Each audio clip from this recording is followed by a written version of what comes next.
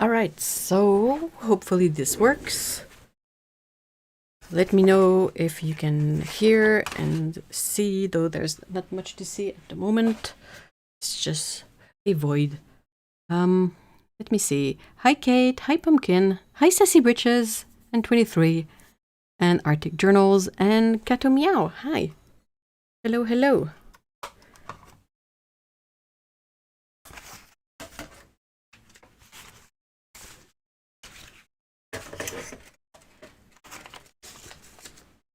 And I have an ad. Bloopy, bloopy, bloopy, bloopy.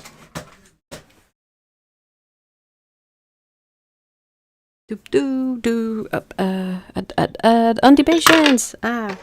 All clear on video and audio. Awesome, thank you. Thank you. So I have these. I think I'm gonna play with these colors a bit more. They're the colors that I messed up with in the members only live stream. Oh, skip. Good. I really wish I would know if everyone has an ad at the same time, you know. But yeah, I'm gonna have these 6 colors that I have picked out during the members only live stream. I think I want to do some more mixes with these and maybe see if I want to add to this selection. The criteria to add colors to these would be that they have to be transparent, because all of these are transparent colors. So I'm missing water, so give me a sec and I'll be right back. Here, let's have the ugly be right back post-it, but give me a sec.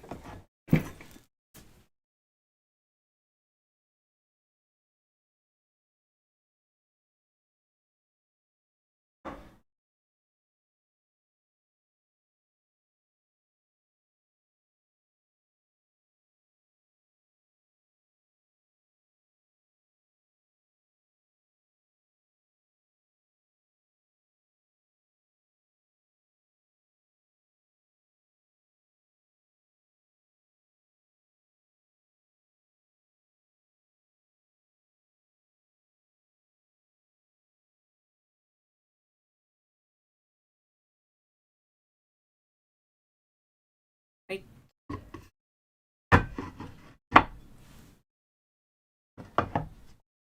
That I need a plate.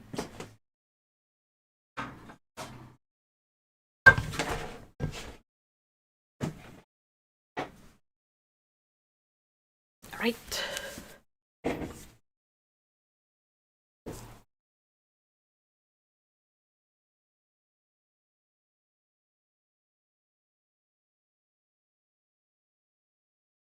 Thinking about painting along, been playing with oil. Ooh, why not? I need a cough drop because of allergies.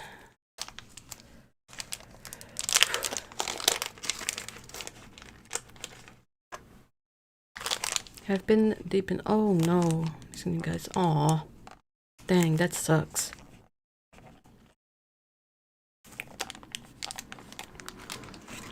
Missed the members only live stream this week. These colors are a subset of the botanical set, and no. They're I don't really know how. Hi, Lisbeth. No, I don't think any of these are in the botanical set. But yeah, it's a selection that a friend of Lana kind of picked out first. And hers is a little bit different than this selection here, but I should really try the OG selection. Anyway, sorry, tangents.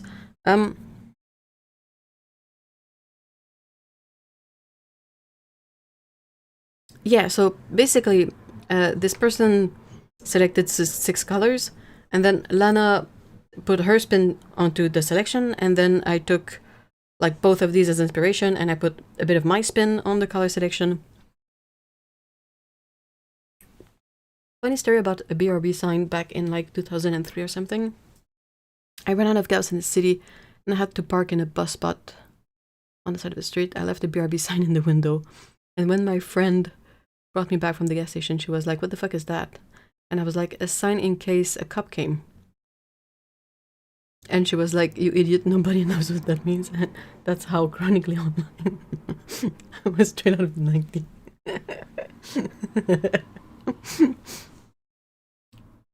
Nowadays, everybody would know, right?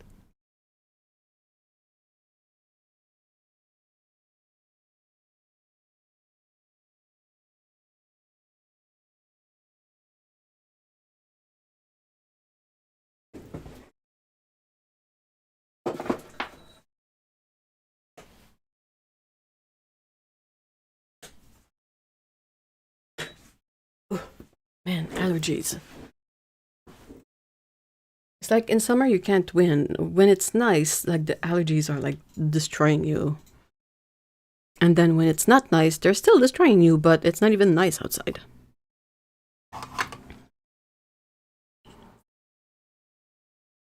Alright, I have, it's another piece.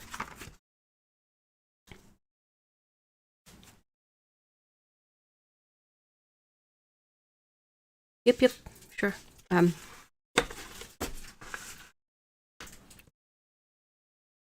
There's a bit of a delay, but... Oh, another ad, really? It's us in the hotel. Look, there's a nice gentleman. And we are Oilers fans with our doggo. And my 20 bajillion kids. And I'm calling another woman who looks like me who has no kids. And then I'm with my friends. And okay, that's enough. Sorry.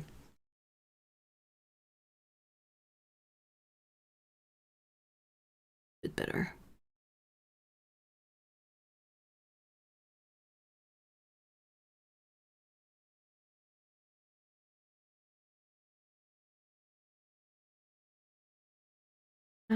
Where to start? Should I do like the staircase mixing chart? I am loving your rendition of the ads. Well, thank you. At least someone is being entertained. I don't have the audio. Sorry, cough drop. I don't have the audio on them, so it's just the visual, and I don't think they're aware, or they're not all aware of how silly the ads look without sound. One more question about the limited palette. What was the original inspiration? I don't remember, but I'll check the I'll find the links again after, and I'll put them in the live stream after party channel. It's our friend. The name is I don't know how they say it, but it's like Danae, something like that, I think.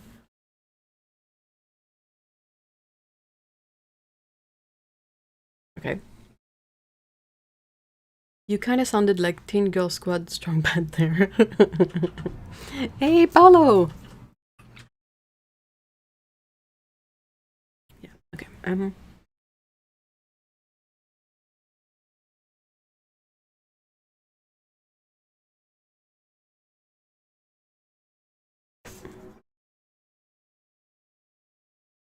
Electric cars.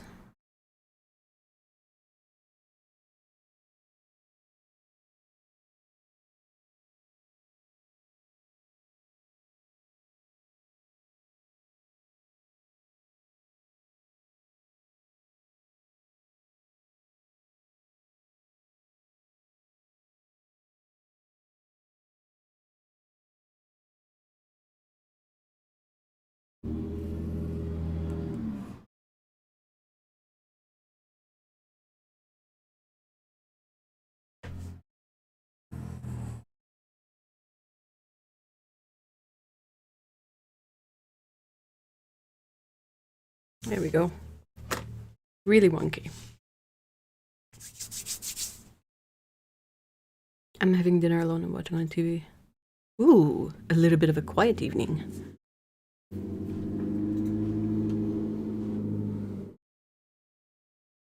So hopefully, as you guys know, this is not my favorite thing to do, but hopefully I can go through it quickly enough so that, you know, we can get a general vibe for the mixes, and then we can, or I can possibly proceed with like more specific mixes and to push those a little bit more.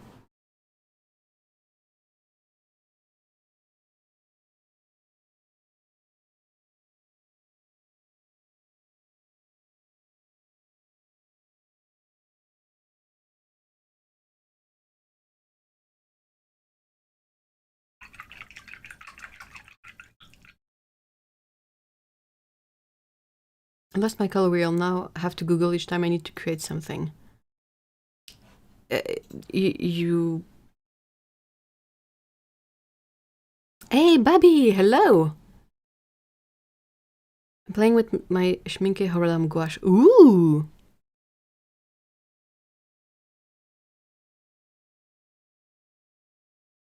I got for Mother's Day. I'm in awe. Seems like everybody's getting a lot of gouache for Mother's Day. Lana! Hello! Yeah, opposite purple, it's yellow.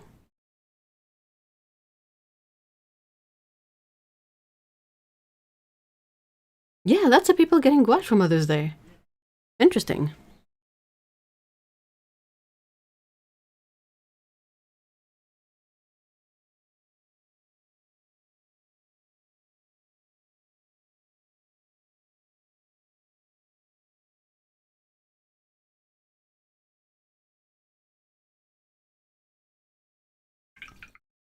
Oh, that reminds me, came across a review of the Schminke 1930s architectural set, and I have a new one now. Oh, really?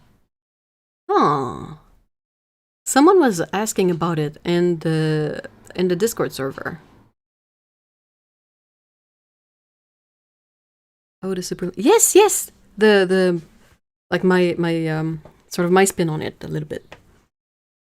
And yeah, I love the tin for that particular Schminke palette, but I'm not sold about the color selection. Sorry. Gross.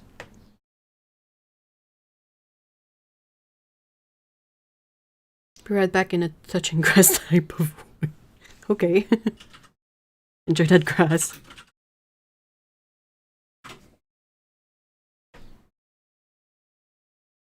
I've seen the new tin with the ginkgo leaves. I've seen it online, I mean.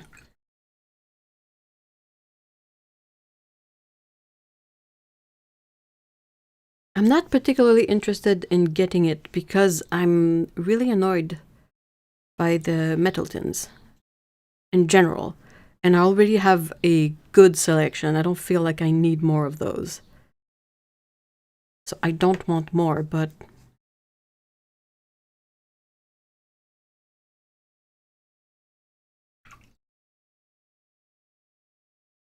Agreed, I'm not super excited about all the colors. I really prefer granulating ultramarines over smooth ones. And yeah, and I understand their logic behind selecting those colors because it calls back to the architectural meaning of those colors, like they say on the Schminke website.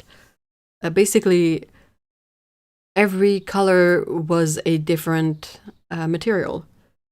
So if something was supposed to be in wood, it would be painted with a specific color that meant it was wood. And then they had a color for like concrete and another one for something else, metal, whatever. And I'm like, that's really cool, but does that translate into a palette that is fun to use for everything else? You know? Not sure. I'm sold on Irodori sets. I want all four. Yeah, I really like Holbein gouache. It doesn't dry, or rather, it doesn't re-wet all that well, but straight out of the tube, it is really nice. I'm still disappointed by the contest ad. Me too. It was remarkably underwhelming as an outcome. And there were so many submissions that were a bit a bit more interesting, you know.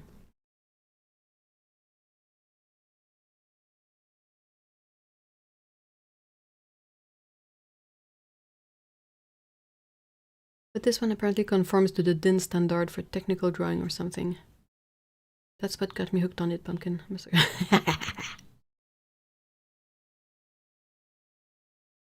Isn't the other color supposed to be on the bottom? What do you mean? But 120 for 9 full pen colors. Yeah, it's like... It's... I understand that they had to make a sort of special palette for it. Like the tin is special. So that's probably... that factors into the cost. But the color selection is really... oh, I made one extra. Oops. You know, one day I really would love to see a store that offers a service where you can pick your own... You pick the tin, you pick the colors that go in the tin, and you pay the total, whatever it comes up to.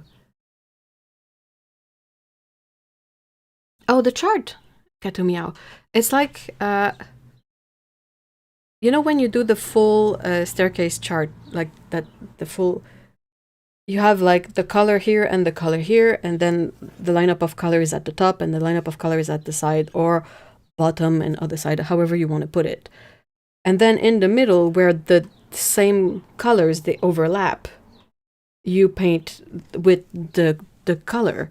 Well, when you do a half staircase, or rather a staircase chart, you keep that middle row for the colors, and then if you want to know what's a mix of what, like this one here, well, it's a mix of the orange and the color that's going to be here.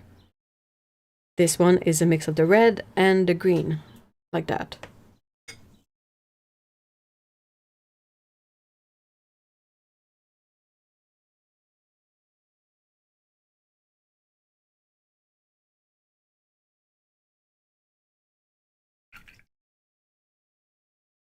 Have they made other contests? Not as far as I know.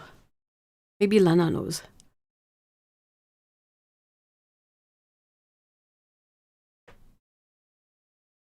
They're still releasing the tins from the ones they make like 2 years ago now. Yeah, that they still have... Oh no, that's true. The only tin that's left is the one that technically they won't be releasing.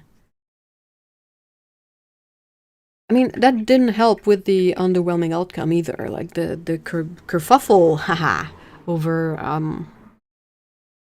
that. Like CFM but better paint. What do you mean, Sassy Britches?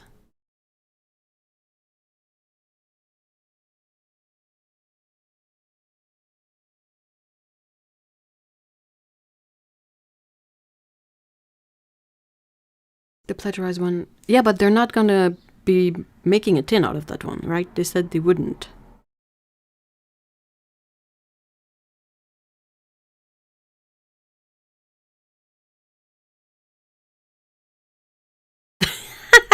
Five sap greens. 23 says, my palette would be Quinn Gold, Phthalo Green, Phthalo Blue, Nicola Azo Yellow, Quinn Rose, Burnt Sienna, Ultramarine, and 5 sap greens. Oh, man.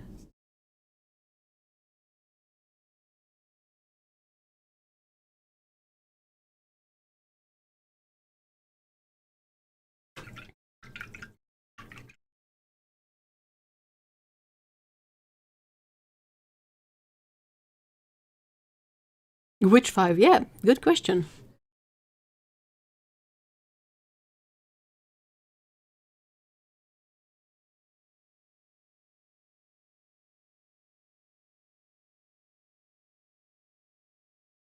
Or 5 of the same sap green. Case for making. They have a thing you can buy the naked whiskey tin and fill with their paints. Oh! But their paints are underwhelming from the reviews I've read and watched. I just want the tins. Which they also... Yeah, definitely. They have... I really like their yellow one, but the the currency exchange rate and the shipping and all of that to Canada is terrifying, actually. So I've never really tried it, but yeah, I've also heard that their paints are not great.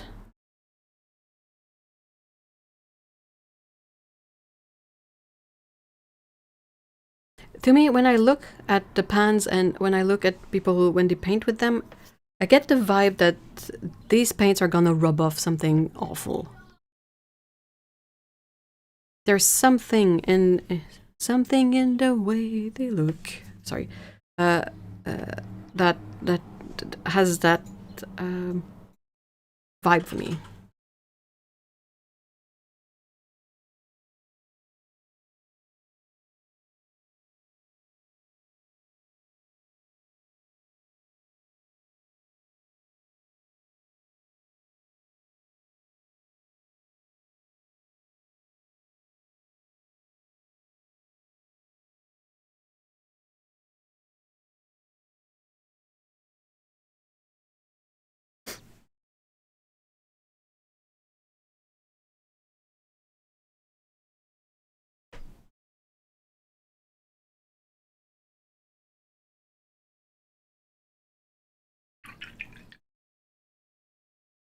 Composing my card for when the no-buy ban will be lifted off me. 47 positions. What do you mean? Wait, what? Oof, that's a bummer. I know someone here said a while back it'd be cool if we could ship each other packages so we could get international art supplies without the tariffs or whatever. But even then, like, there are countries where even if you ship it as a gift, not even like BSing that it's a gift, like an actual gift for someone, they're still gonna have to pay like taxes and stuff on it, and a huge percentage. I think it was talking about that with cyan.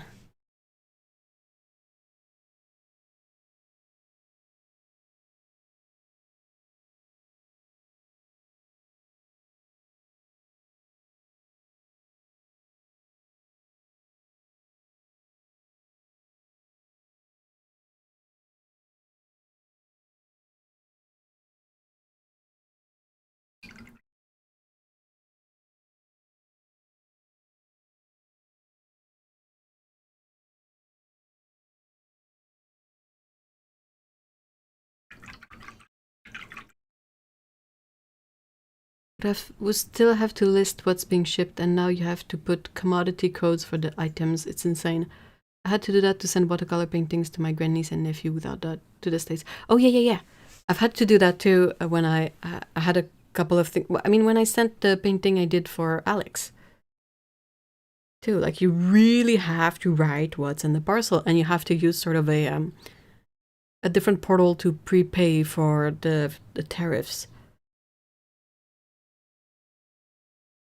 In that case, it was easy because it's technically like it's a painting, and it's not exactly a commission. So I put like $1 as the value because they wouldn't let me put 0, you know.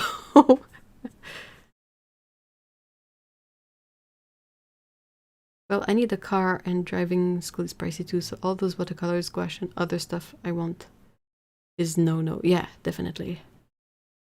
But yeah, what do you mean, like 47 positions nearing $100? Check.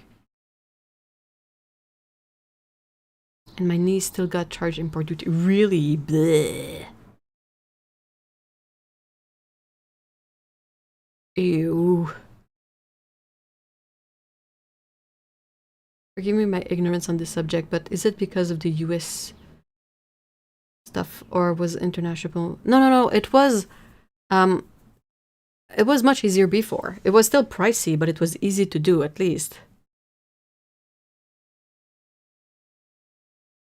Now it's difficult and pricey. Oh, an ad. Look, it's a university. You can learn to be an archaeologist, storyteller, and have no jobs. And then business, and then someone playing basketball. Everyone is unique. Yeah, there we go. They charged their import duty on $5.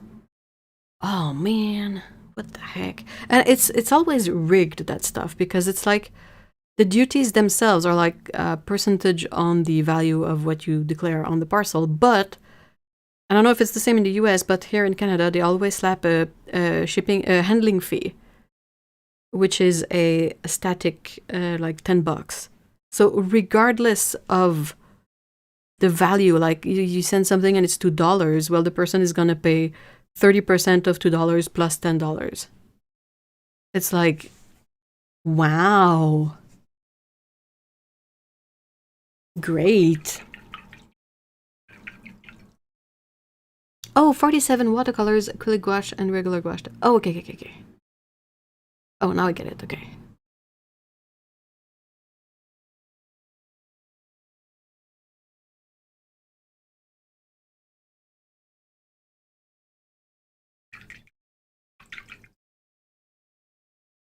I'm furious, I can't send gifts to my own family. Yeah, for now. Well, you could study computer science and not find any jobs because the field is... I mean, that goes for just about every job at the moment. Yeah, and because of AI on top of everything.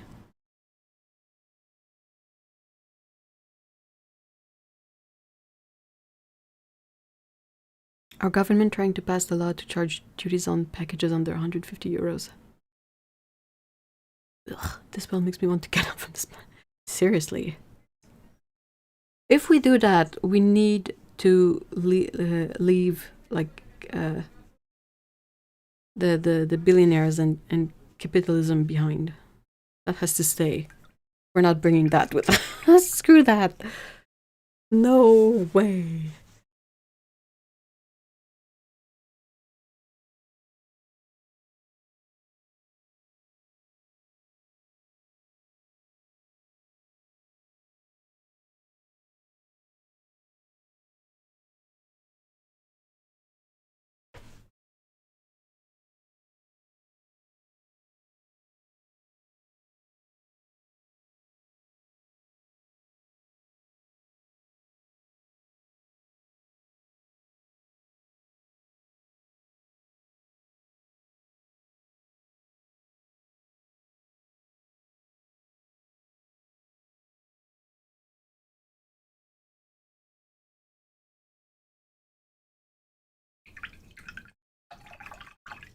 Before the nonsense of the last 2 years with the shipping stuff to the US, it was kind of funny because for me, shipping stuff with tracking to the US was often less expensive than shipping something within Canada with tracking. My mom wants to ship all the mercenary billionaires off to Mars. Oh, yeah, definitely. I mean, you don't even have to put them on a ship. Just put them on a really big catapult and yeet them off into space. You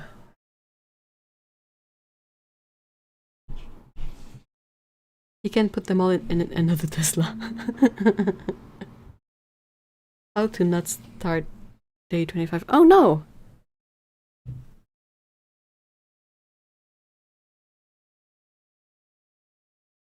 Close the shopping tabs. Take out the sketchbook. Let's go.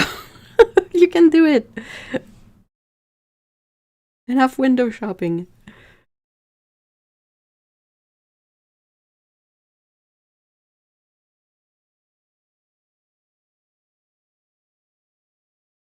Melissa! These are Roman Schmal paints.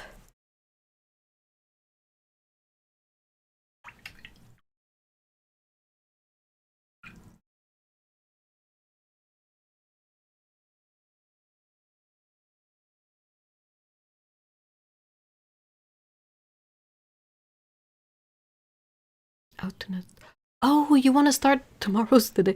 I mean, you could have an extra page of today's stuff. I don't know if that's acceptable within your challenge, but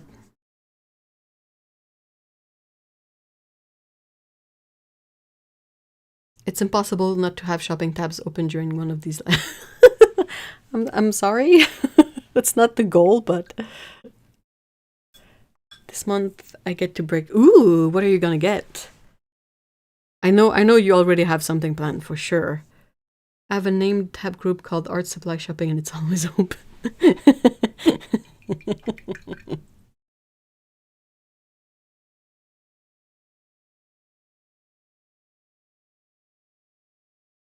Oh, the cat has opinion on that matter. Huge pans from... No, it's just a regular full pan. It's not particularly big. Like, look at my finger next to it. Okay, I have small hands, but still.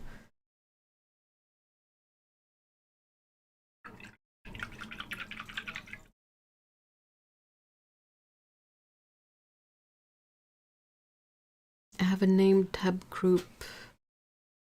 I'm trying to get back on the no-buy, low-buy wagon. Yeah. It would be a whole lot easier to figure out if there was a way to know a little bit in advance what's coming up, you know. Yeah, it's just full pans, Melissa. Like if we could know like for the next 3 months when the stuff is coming out, I think it would be easier to fix goal and have like, okay, I'm not buying anything until this item releases or something, you know. Organize the spending.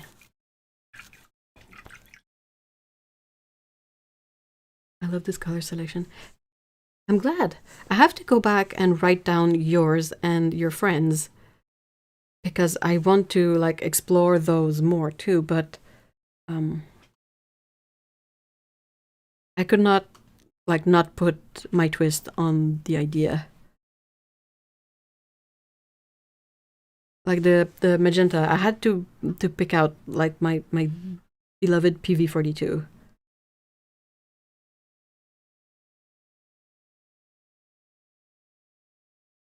There we go. All right. Another thing that I thought we could possibly do is to try to like put this aside and have a different swatching sheet and just try to do like, okay, I want to mix a bright green. What kind of mixes can I do? Can I get there? And like just trying to find where there's lacune. Like what's the weak spot, quote unquote, of this palette in terms of being able to mix colors? Does that make sense?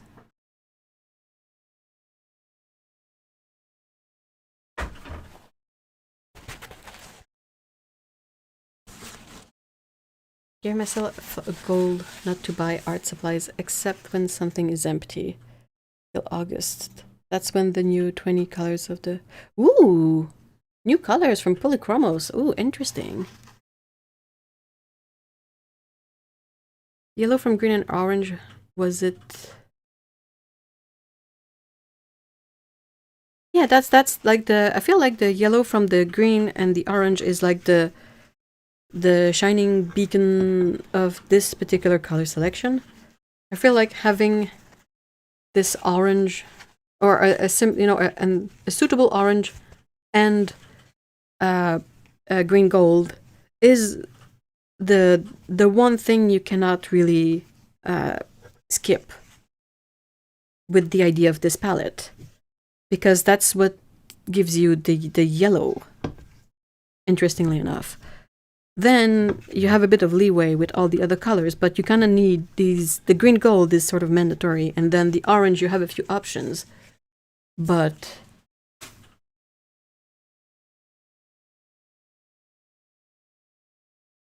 it needs a warm yellow. Yeah, the only, like I said, the one rule of the set is that it has to be transparent paints that are added to it.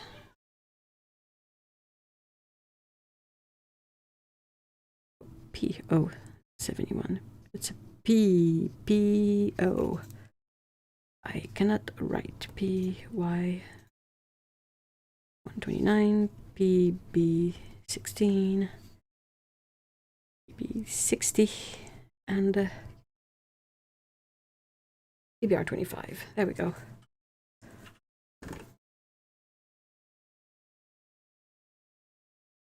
Yeah, that's the thing that I really like. I got to thinking about this, like the selection, what I call the Lana palette, because of the fact that we don't have a lot of transparent yellows in watercolor. We have nickel azo yellow, but that's about the only color that's fully transparent.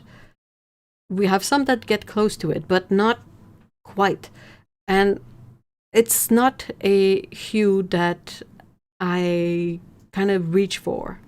I can use it if I have to, but in terms of the kind of hue for yellow that I like, I prefer a yellow more like a yellow ochre. But when you get a yellow ochre that is somewhat transparent, it is often very splotchy, and I hate that.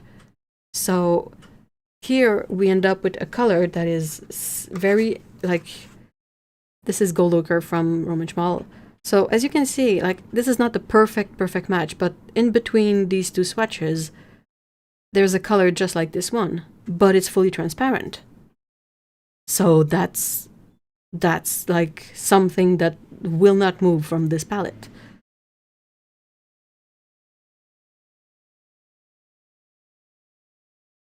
Because it is a slightly muted, transparent yellow that is like super easy to use. And yellows are not a color that I use a lot in my palettes. It's often the pans that are the least used. But it's still useful to have it, you know. The thing I would have been worried about was making a yellow, but the PO71 and PY129 makes... Yeah, exactly! I so want full set of polychromos, but the price tag sends my... Yeah, the full set is you know, it's a long-term goal, as they say. You can mix a yellow with green, gold, and the magenta, but need just a tiny bit of the magenta. Oh! Yeah, because you can see here it's a bit too orangey, but the potential is there. Aurelian is a transparent yellow. It's not yellow, it's gray. Follow, it's not yellow, it's gray.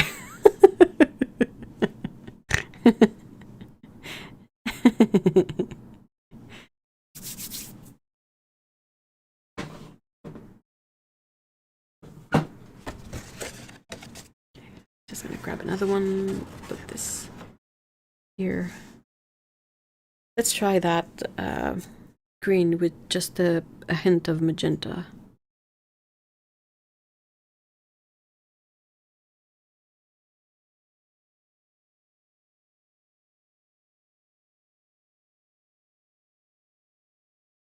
I think that's a little bit too much magenta still.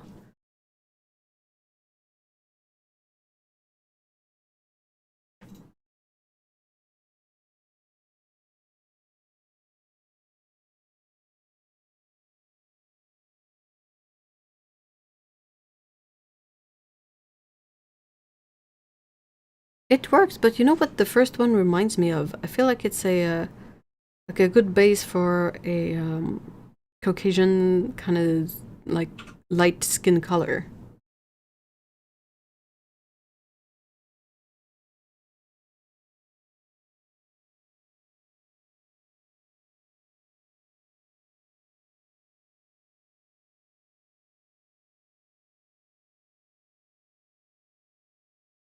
Like very peachy color.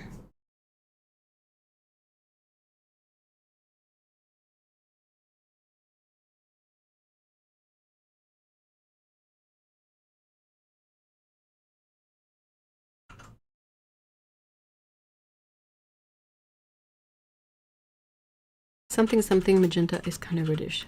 This one, this particular one?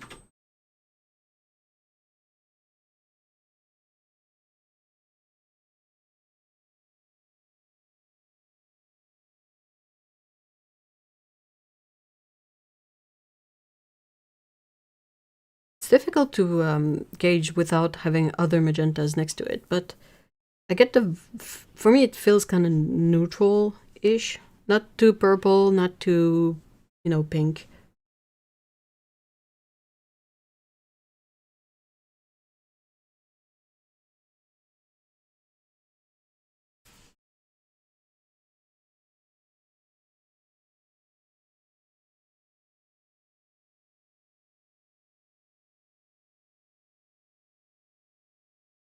PV29, fully transparent. I think so, Berlin Violet. You could probably get something like it mixing the PV. You would need a little something extra in it, I think.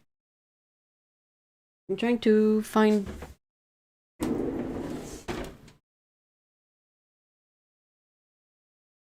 I will just grab my my swatch chart guide thingy of Romish Ball.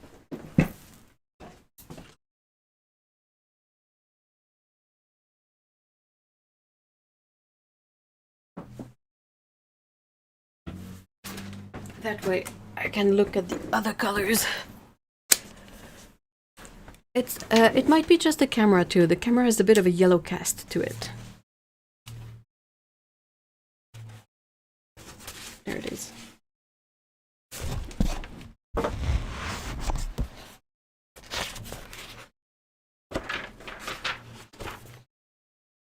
Okay, so here that's Perylene Violet.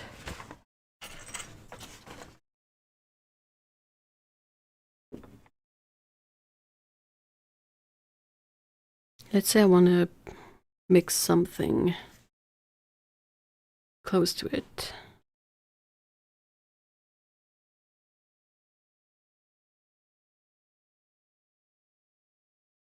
I think we're gonna need some of that Indanthrone blue in there.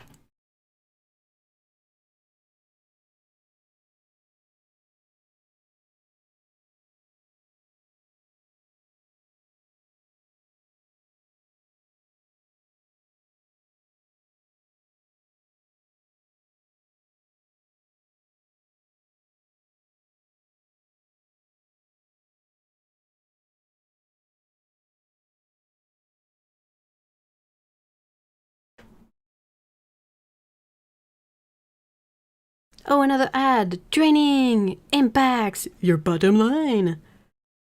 Customers, sales and partner. Boring. Skip. There we go. Sorry.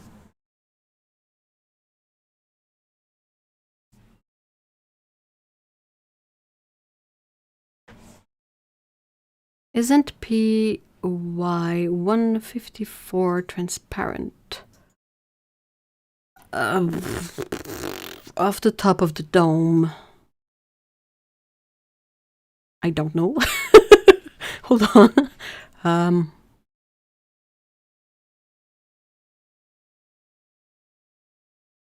Random question. Can I actually mix something similar to Potter's Pink if I don't have one? You might, but not with the granulation of Potter's Pink. That would be the difficult part to replicate because it's a single pigment that granulates. If you mix things to get a granulating color that is similar, chances are that when it settles, it's not gonna look like Potter's Pink anymore. Whatever pigment you have for the granulation in there is gonna, do its own thing. And maybe if you find a way to mix multiple granulating pigment, you might be able to get something that's a bit even as it settles, but yeah, you could maybe get a similar color in terms of mixing and, matching the hue, but maybe not the...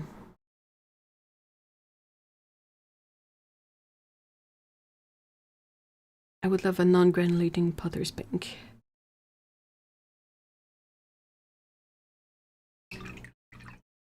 Challenge accepted. Oh, sorry about that. Yikes.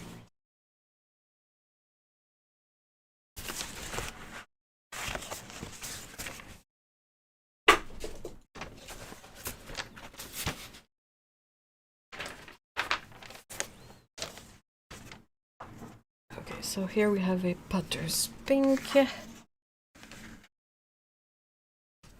Here, this one. I mean, this is kind of close, right?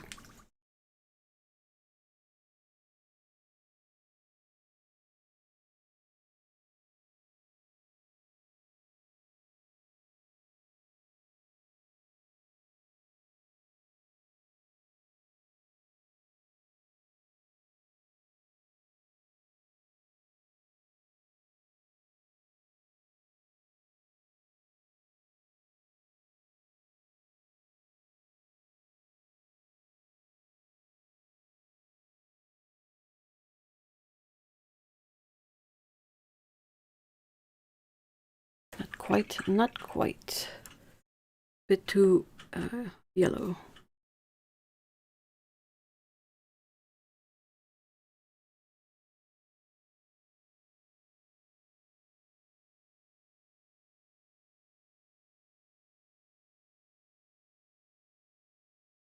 That's a little bit closer, but now that's not quite right.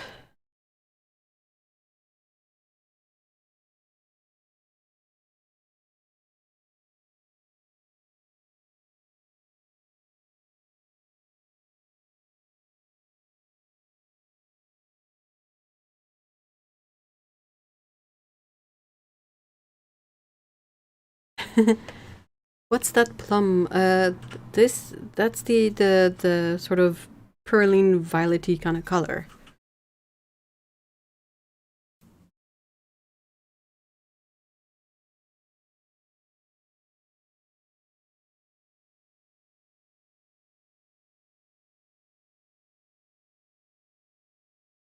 Here, that's kind of close in terms of hue.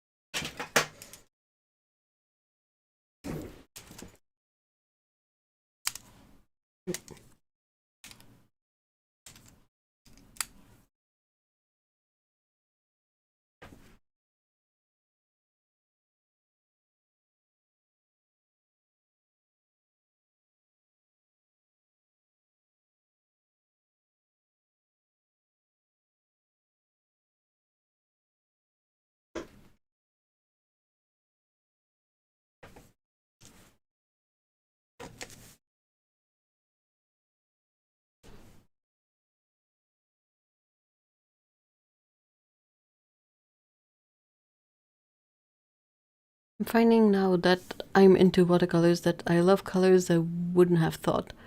I didn't used to like dusty pinks, but now you would have to pry my Potter's pink and ultramarine pink out of my cold dead fingers. Same for me, but with teals and bluish greens. Same for me with cobalt turquoise. That's funny.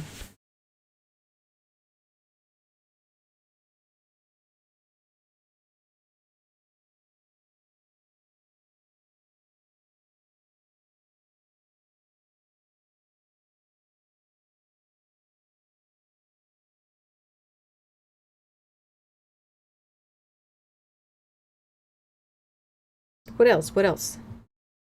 Give me another one.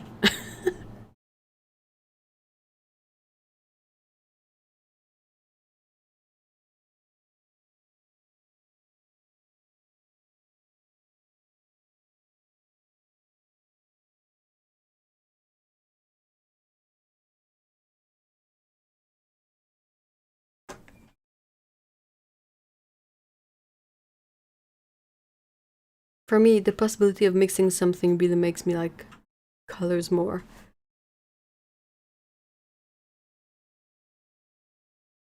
Yeah, yeah, I can see that. Absolutely. Like if you know that a certain selection of colors tends to give you the colors you like to reach for, it like it heightens it basically.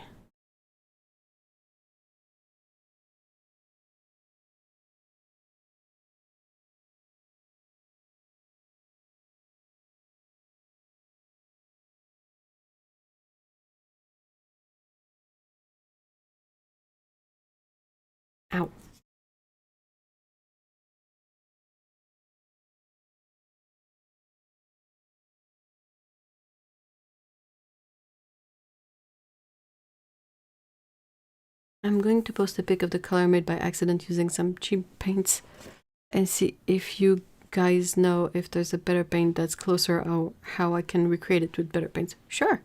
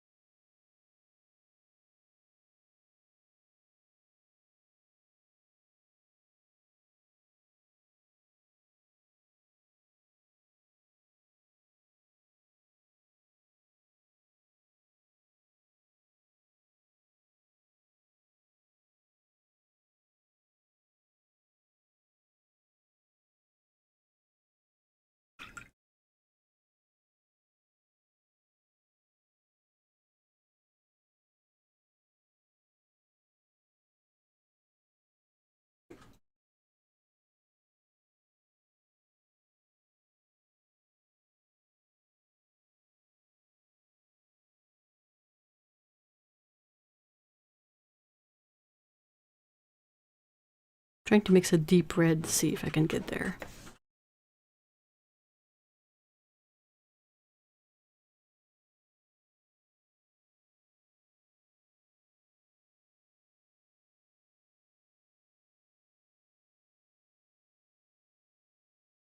How about a famous granulating mix? Would be difficult with non-granulating colors.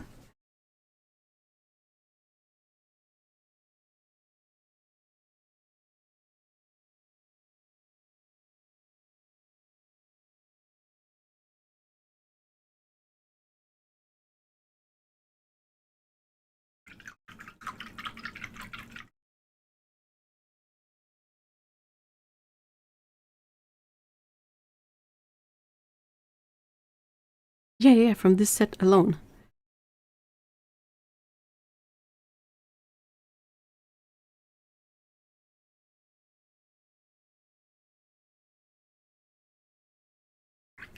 I missed that memo. Oh, no problem. No problem.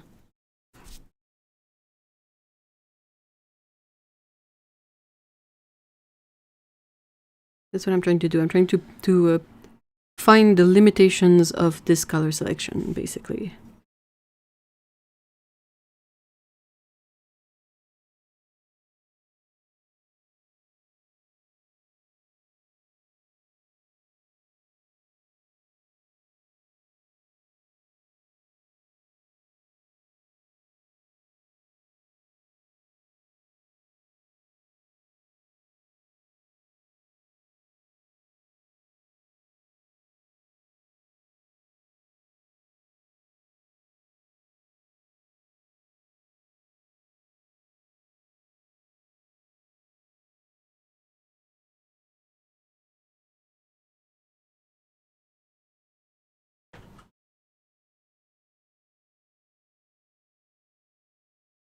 Okay, PR 259.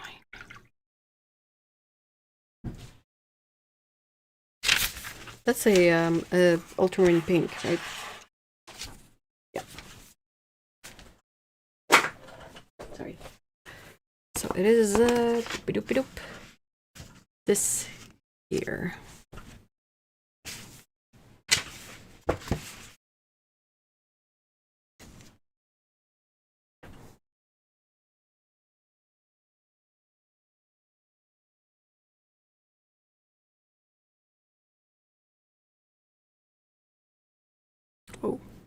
That's a lot of magenta on my plate.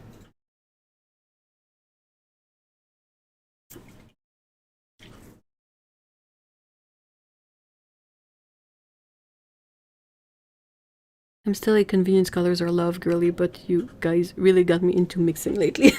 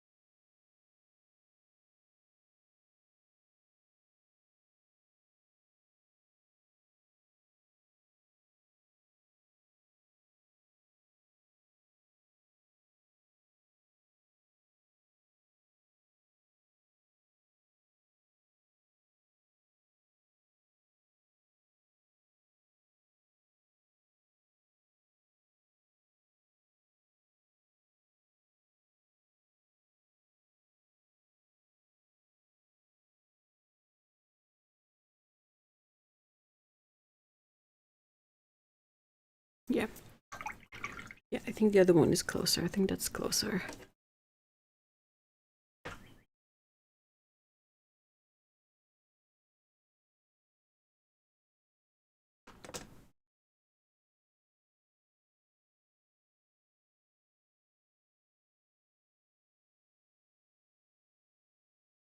PBR 33.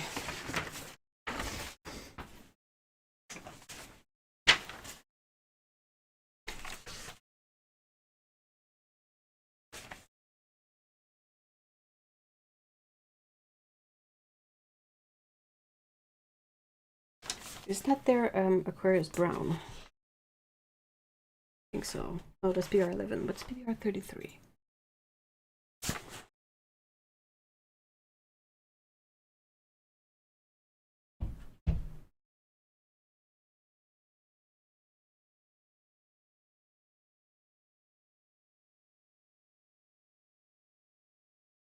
I have it.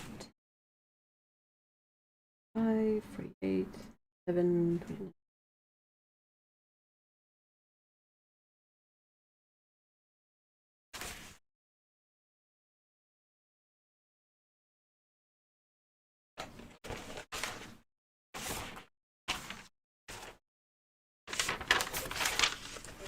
Do you guys know if Roman Schmal does PBR 33?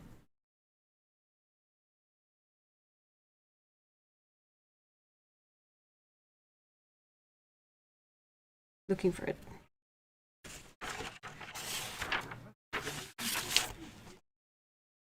I don't think they do.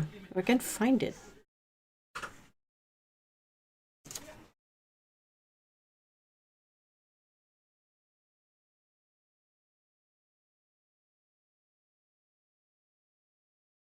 No, but Minka does mahogany brown. Okay.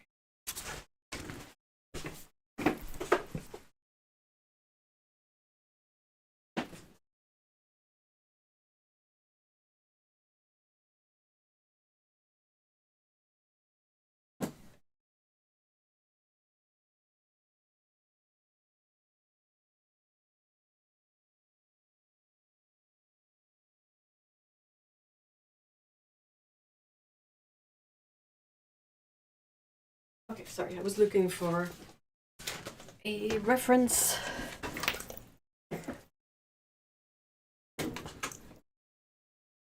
Waiting on the fluorescent blues, though.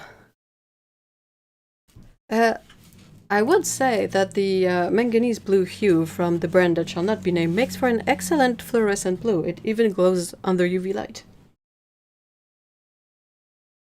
Is that the right one? Did I pick the right one? Who's that? Why did I not label these?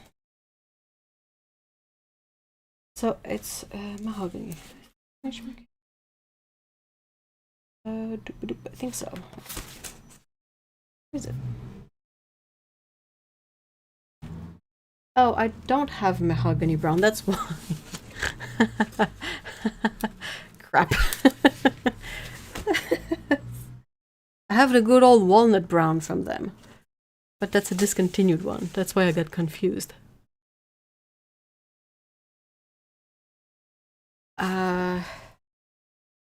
Where else? Oh, am I?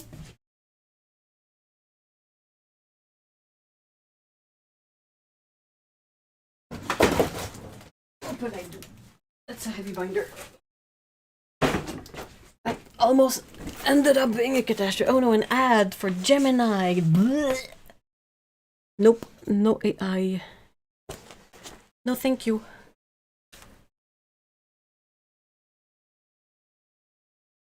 Okay, hold on. Let me see if I have mahogany on my Schminke card.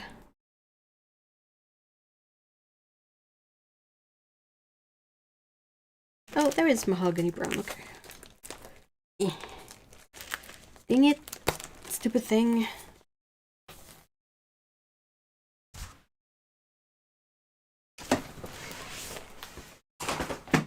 There you go. On the floor. Okay, so it is mahogany brown is this one here. Oop.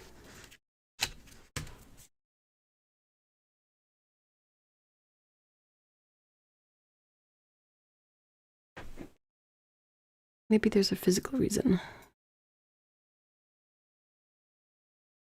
Yeah, the Kuretake granulator colors are incredibly fluorescent. I think because a lot of them have, like, the fluorescent part is the part that does the, like, granulation look.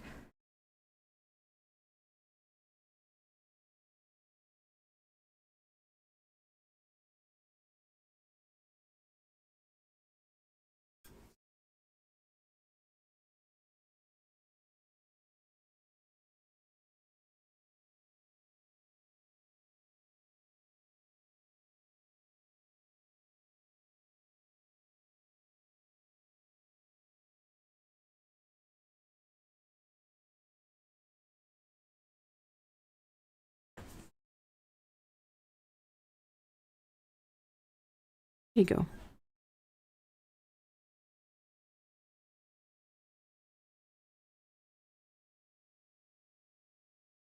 I feel like that's quite similar in hue.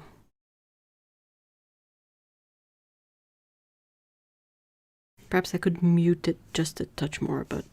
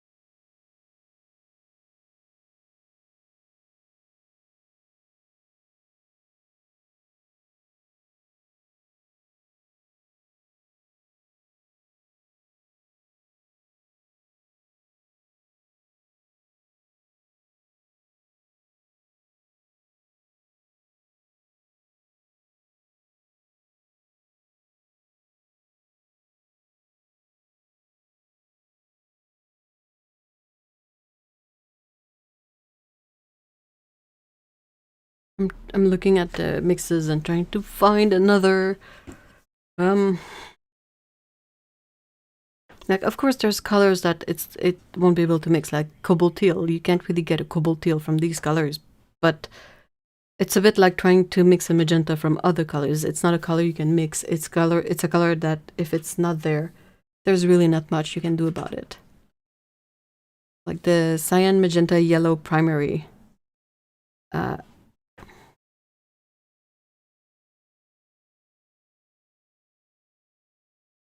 It's me who stopped. Yeah, sorry, I'm thinking. I'm trying to find another...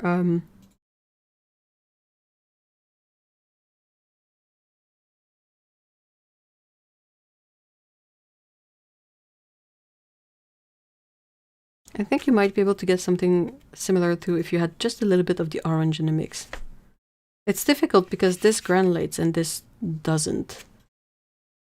So it's kind of hard to see the color for what it is. But if you are if you have glasses, you can take off your glasses instead of squinting, and that kind of gives you a good blur too. So I could probably add just a touch of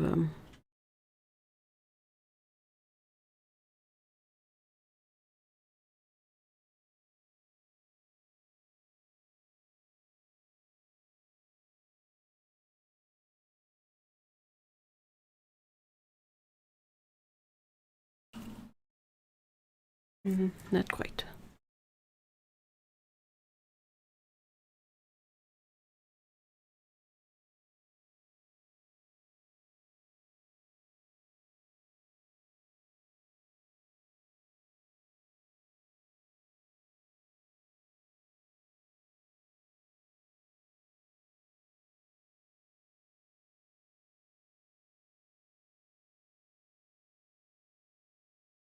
I'm getting a more muted brown here.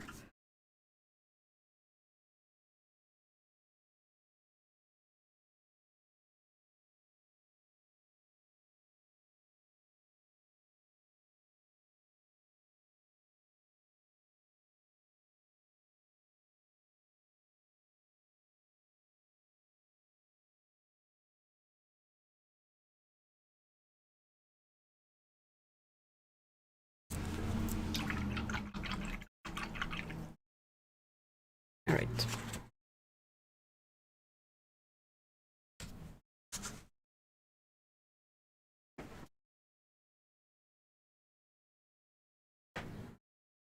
Even Pacific blue dye is white. Huh.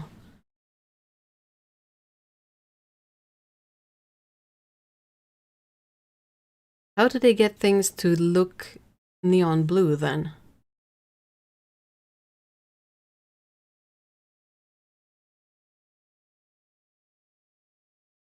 Otto! Hello! My router rebooted and I missed a bunch. Oh, I was trying to get close to the mahogany brown with this one. It is close-ish, but not quite there. It shifted a bit as it dried.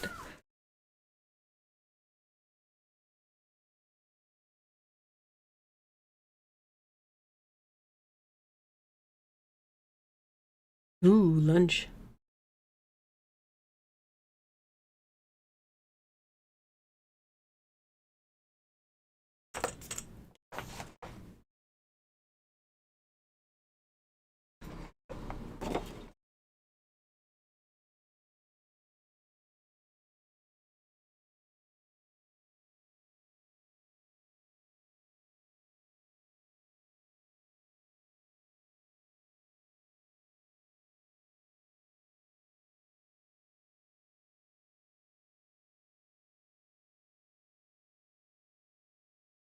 It has fluorescent in the blue region of the... Oh, okay, okay. Oh, Liz! Hello! How's the trip?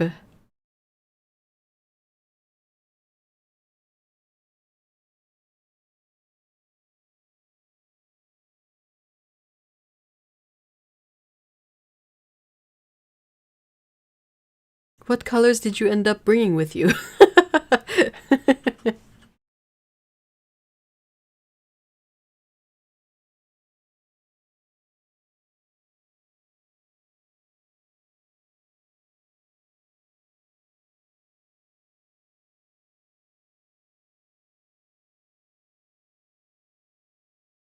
So I guess I could say it's a really good palette for all matters of peachy, dusky, pink, purple kind of colors, definitely.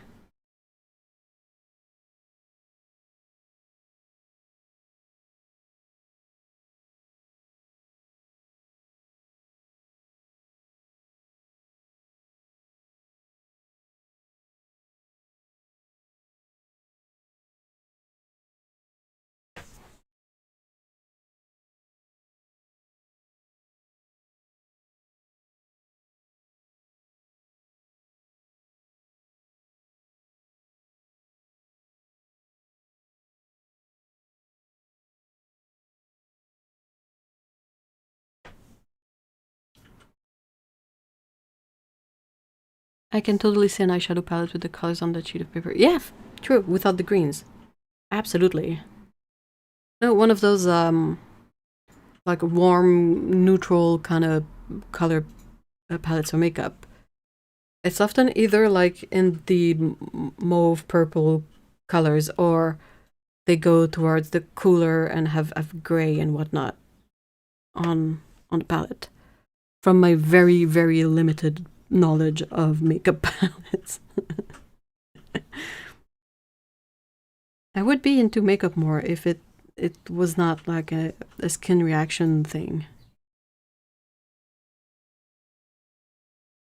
Never really been able to wear makeup without getting like all sorts of issues. Perhaps it's normal and something you're supposed to get used to, but I never really did.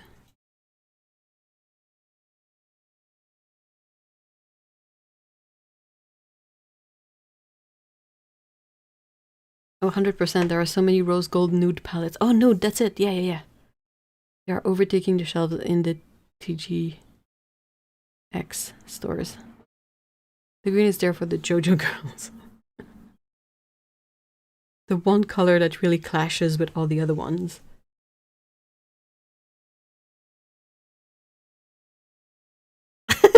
You waited for me to show up before getting censored. Very kind of you.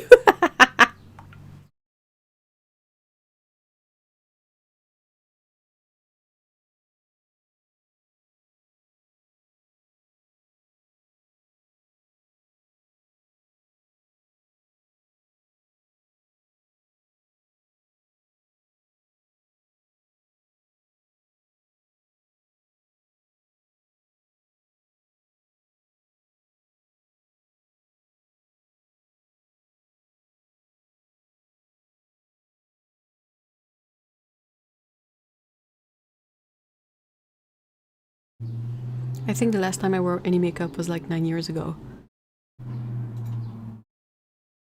Yeah.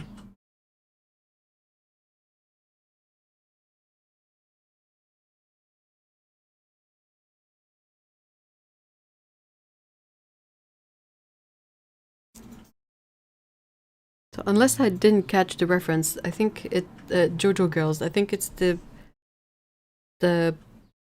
female characters in the JoJo's Bizarre Adventure tend to have weird colored makeup. I think.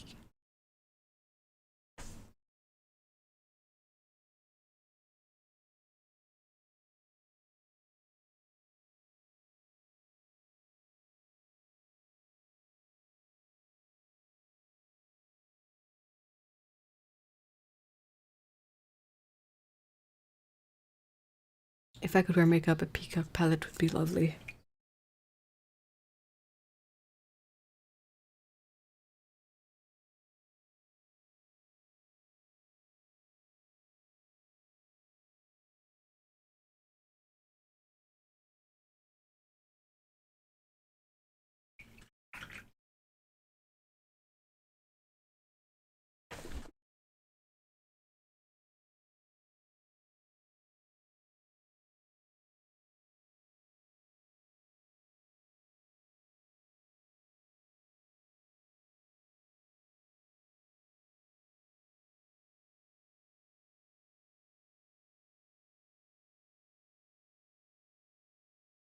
I don't think it does, but remember that one day it was.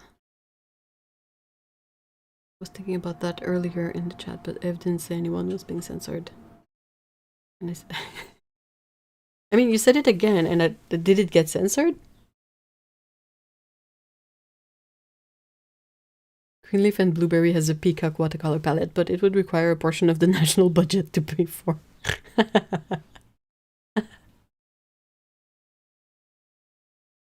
Correct, F2 characters use green. Oh yeah! An educated guess.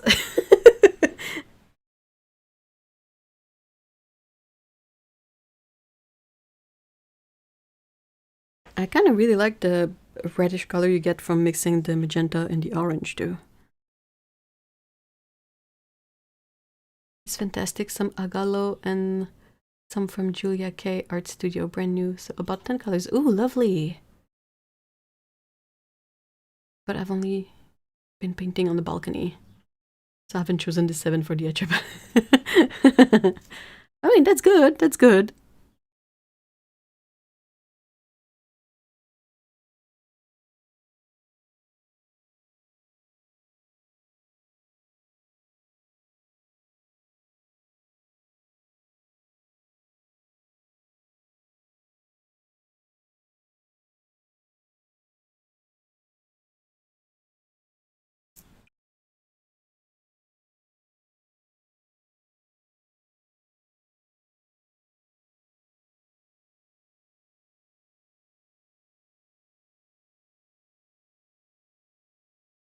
My 3-year-old isn't watching the stream, but she's in the same vibe as you have.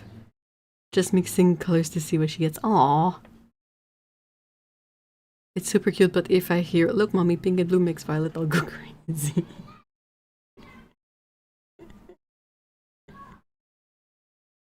I mean, she's making a bunch of different shades of purple. They're all violet. Everything is violet. Oh, that's so cute. I think we've talked about this before, but maybe not to this particular audience. But I remember I have I still have a copy of the book because it's still being made. But one of the books that I remember the most that I read as a kid was the Color Kittens, I think is the name of the book. And it's 2 kittens that are painters. And the goal of the book is basically to teach you about color mixes. But at some point, I think they mix white and red and end up with pink. And I remember being a bit puzzled by that. It is a very, very cute book. Yesterday I found out that the artist travel people rent room in the same... Ooh! Huh! Wow! Talk about a peculiar overlap of like a coincidence, basically.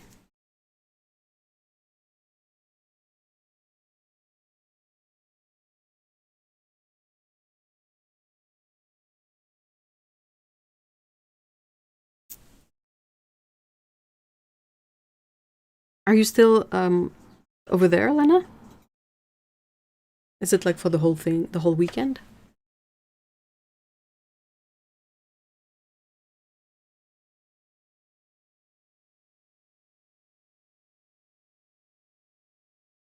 Oh, well, that sounds lovely. I hope you're having good weather.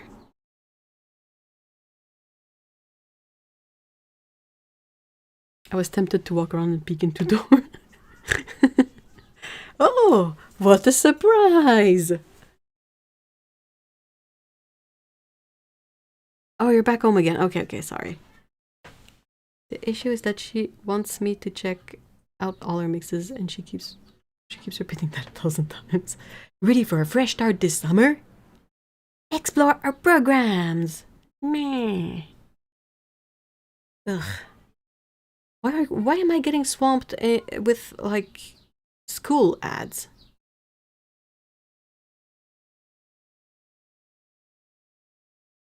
I get to go there next time in September. Ooh, in the fall. Oh, that's gonna be lovely. Do you enjoy like photography as well? Because that's something that is also really fun to do. Sometimes it's difficult, like if the weather is not that great. It can be difficult to just sit outside and paint, but having a camera along is also really interesting for that. I struggle to mix like in between these two. I keep going too hard one way. Oh, come on, the palette can be that holy macaroni, $300 for 39 pounds. Yeah, yeah.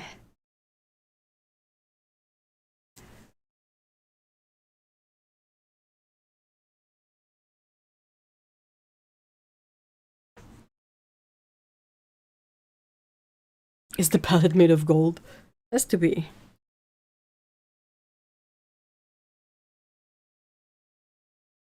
Yeah, they are expensive. At that level, it stops being interesting to me, I feel like. Because there is nothing particularly unique except the brand, like the brand name. I don't care that they don't use fillers. No one does. They say that like it's a rare thing, but like all the professional companies don't use fillers.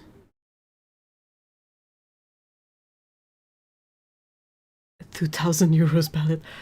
Who has that? Is that another one from Greenleaf and Blueberry? I keep calling them Greenleaf and Butterfly in my head, but yeah. 2,000 euros.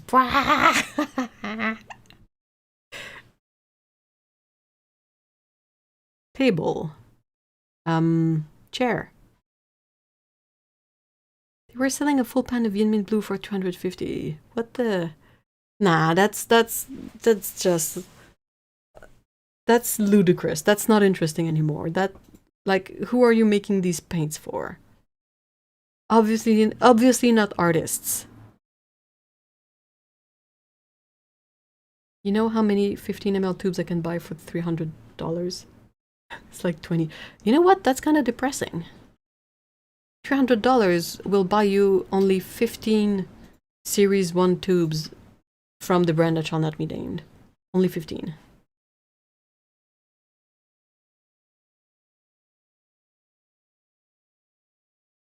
No, there was a 2,000 euros palette a few years ago. I don't remember the brand. It had just big pans. Okay. Agalo, by contrast, also handmade, sells the full Yinmin pan for $80. It's expensive, but it's still a bit more affordable than 250. I think part of their thing is that they can tell you exactly what country the pigment comes from. Basically, like restaurants tell you the life story of the animals they serve you. Pretentious. A little bit. And you know what? That's like if you buy your pigments from Kremer, they also say where the pigment is from, I feel like.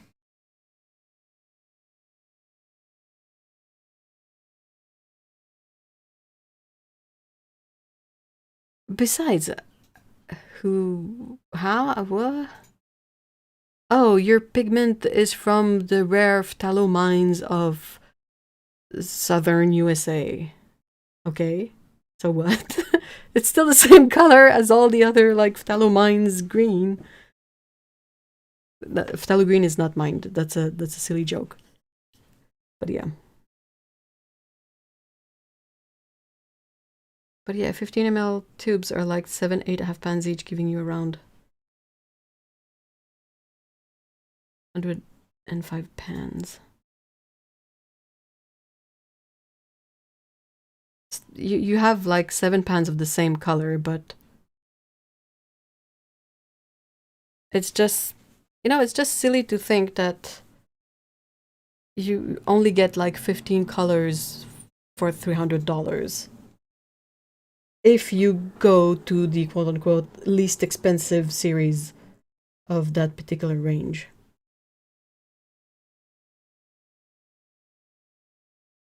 Is that a brand? Yeah, it's the Greenleaf and Blueberry. It's artisan made watercolors, but they push it a bit far.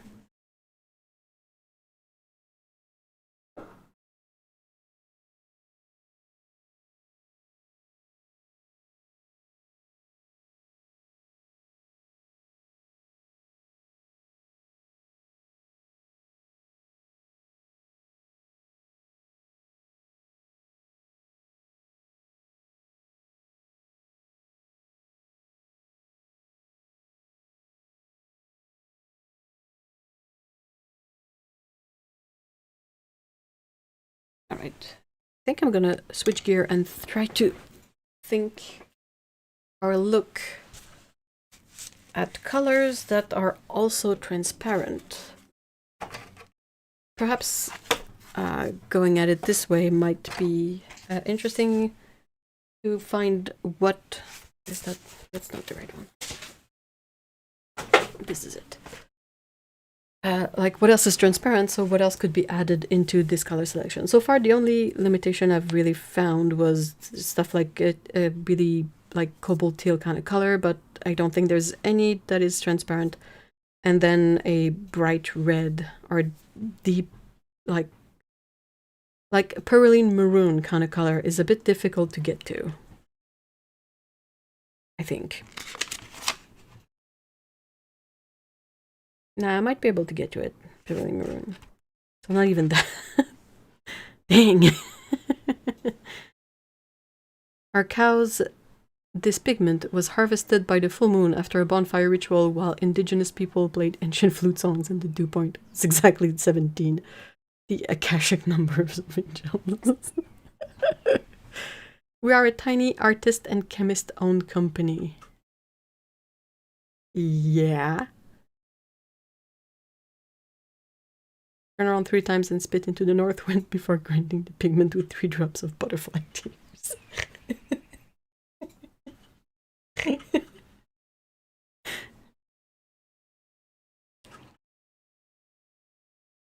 There's a local comedian that has a similar, like, far-fetched event, like a rare event, but it's much sillier. I feel like it's like a one-legged man wrapped in ham dancing under the full moon.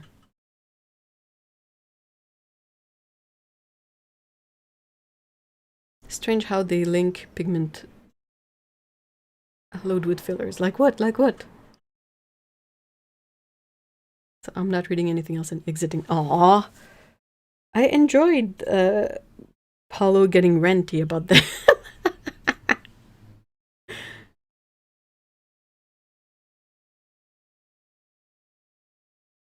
I mean, deep light prices are not even as offensive. Ooh. Ooh, shots fired. I don't know.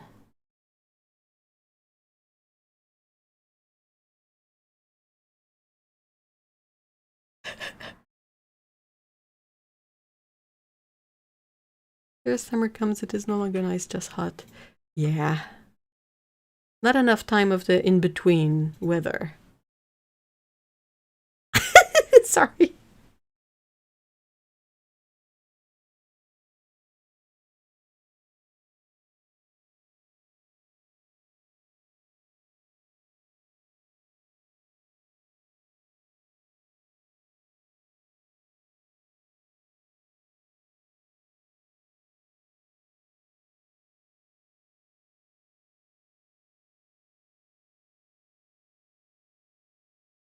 Okay, sorry, I got sidetracked by my own brain. Alright, so we know that Nicolas Yellow is fully transparent, but I don't like it all that much on its own. I already have an orange that is transparent and that I like. Reds. Like actually red. Most of the reds that are a bit more like fire truck red are always a little bit opaque too. Like the naphthol. Then we already have a magenta, so no need for that.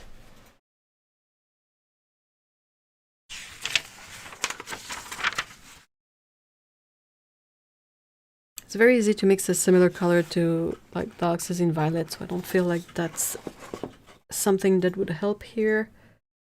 Next transparent color, Prussian blue. Yeah, not all that useful either. Like somewhere in between these colors here, you have a color that is close to Prussian blue. In that sense, I don't think it's useful. Hey, Firecloud, hello!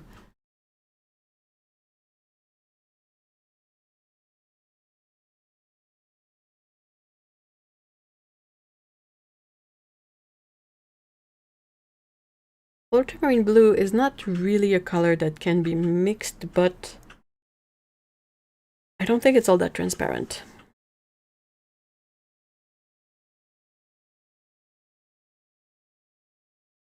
Like that is a whole ultramarine blue here. It's not a transparent color. Okay.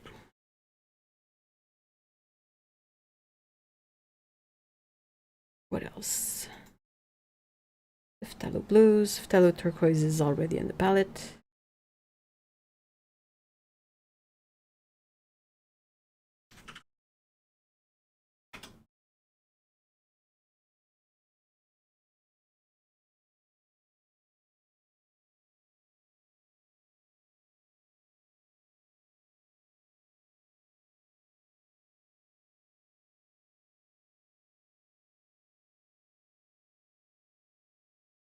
The sap green is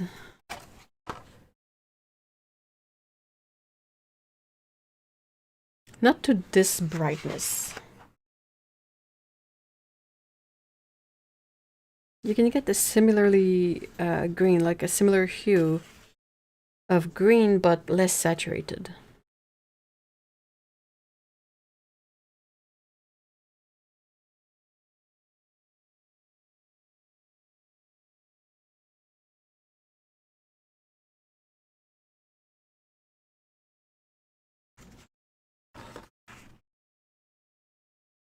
Well, at least the sap green is fully transparent too. It is nickel azo yellow and phthalo green.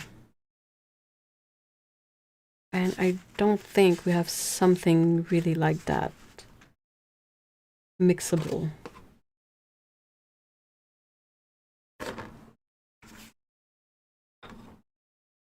Perylene red. Did I skip perylene red? I had perylene maroon on this page, but it's this one here. And I feel like you can probably mix it by starting here and adding a little bit of orange in it or something. So that's maroon, but I don't know what's their maroon. It is 179. So I think it's later on, the perylene red. It's one of the colors they added after.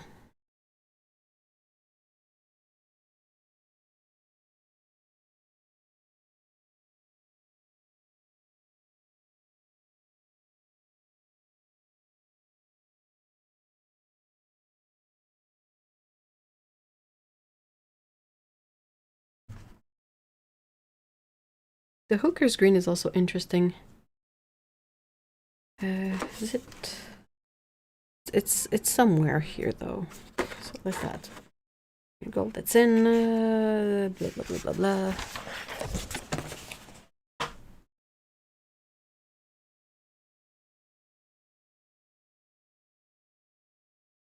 Also, holy macaroni, the 2,000 euros palette. Better wash my dishes and read me a fairy tale before sleeping, because that price tag is no bueno. I wish gouache was transparent. Oh, I kind of missed that. So I was like, what?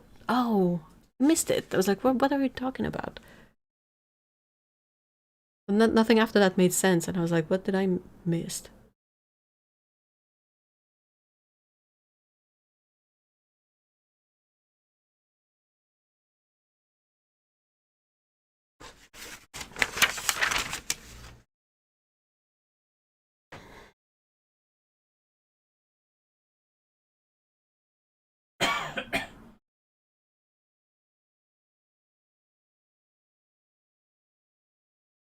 We already have the...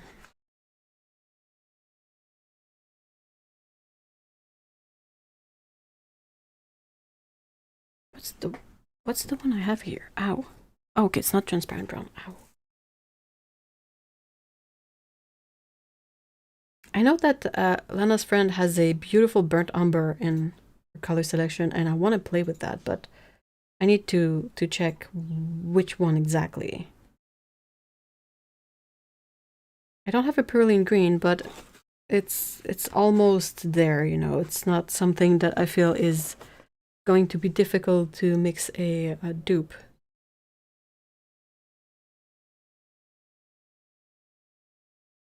Oh no, I'm sitting here talking to the past. Oh no!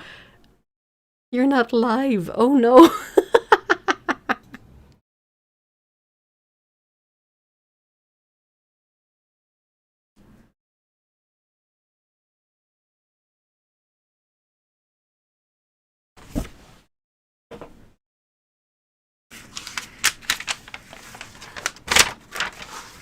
Sorry about the noise. What is transparent here?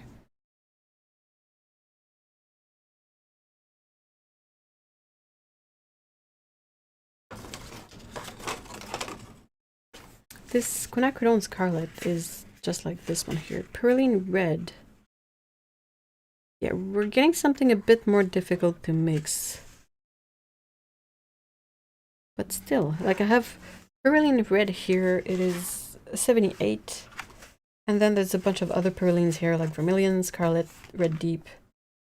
This one is 123, PR 149, PR 179. Raspberry red.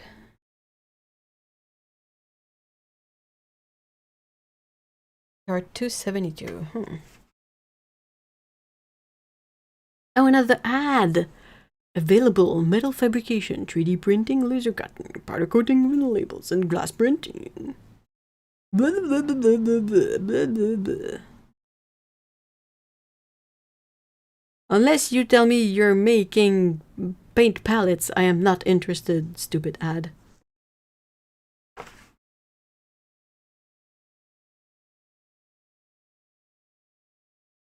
haven't checked if there's a purple E color somewhere in between there, but maybe.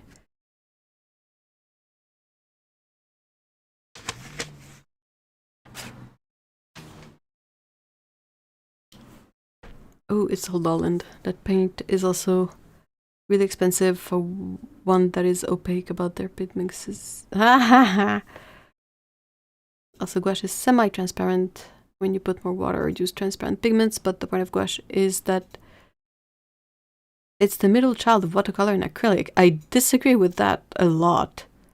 Where does that come from? Why do you say that?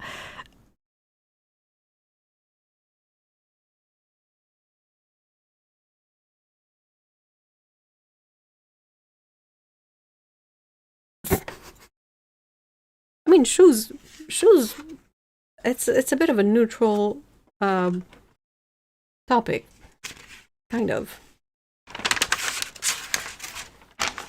Sorry about the sound. Ooh. Oh no, I don't need a neutral, but the velvet black is really nice. It's a mix of a red and a green, so you end up with a beautiful black that is not flat. Yeah, okay, so I guess besides testing out if I can get to a sort of quin purple, there's not really any colors that I feel can be mixed aside from the cyan-ish kind of color and then a yellow, but the whole point is to not have a yellow because transparent yellows are very rare and very acidy. It can be transparent and opaque media depending on water. Maybe acrylic is the wrong comparison. I mean, every medium can somewhat be transparent and opaque. Acrylic, yeah, you can use water, but you have to be careful not to stretch your binder too thin. Oil, you need to use oil, but you can iso dilute it. So I don't know if that's a big selling point.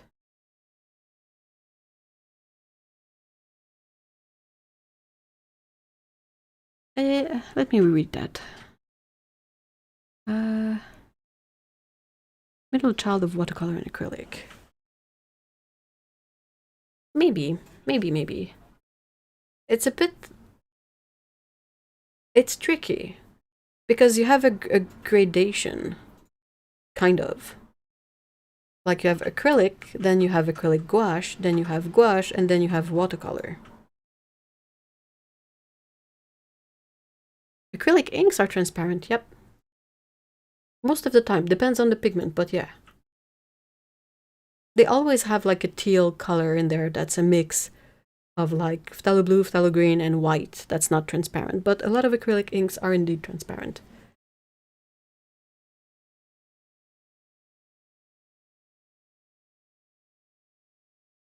Point is, transparent gouache is a weird proposal because my brain thinks that that's watercolor. Basically.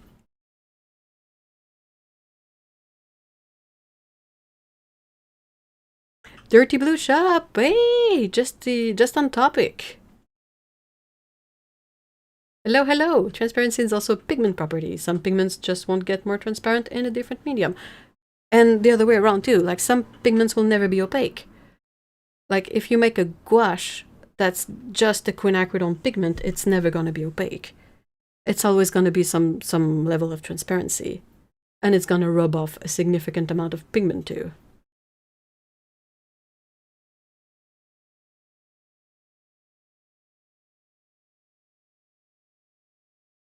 Basically want to paint with food coloring gel. How adamant are you about paints being light fast? Because if you don't care all that much, that opens up a huge world of inks and dyes and stuff you can use that is absolutely transparent, but also not light fast.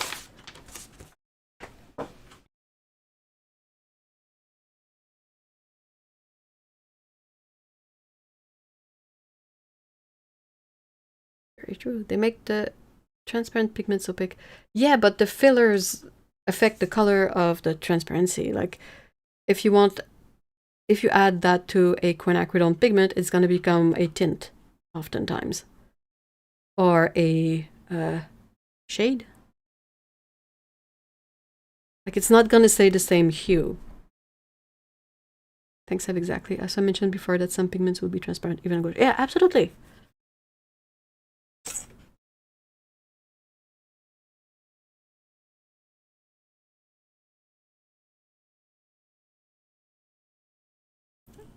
Not watercolor transparent. It's not gonna be fully opaque. That's basically the thing. I've seen a lot of people expect gouache to be like fully opaque, but it doesn't work like that. Not at all. I have never given a. Oh, then I'll try to see if they're still made. But Dr. P.H. Martin has a couple of ranges of really beautiful inks that are dyes, so they are incredibly transparent. But they come in all sorts of really vibrant colors, a bit like Ecoline. And yeah, if you want something that is perhaps a bit more, that won't be lift, then you need to look into acrylic inks, for sure. Holbein has beautiful ones. You have golden. There's so many of them. Unless you use unholy amount of the proper white. Yeah, that's it.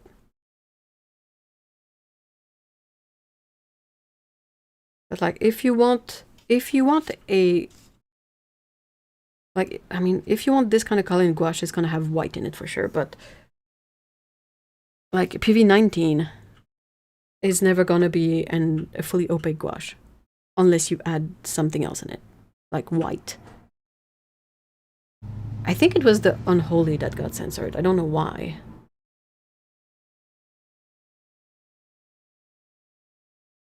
I recently bought a set of the mini bottles on clearance. Ooh. I forgot about that. Can I mix that with like that clear gel from Golden? Hold on. What mini bottles of what?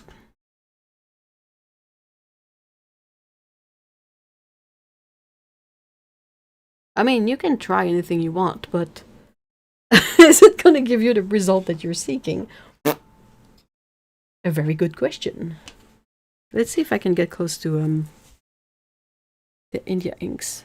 Oh, I don't know. The ones I'm referring to, they're not the India inks. They're, I don't remember what they're called. There's at least 2 sets of them.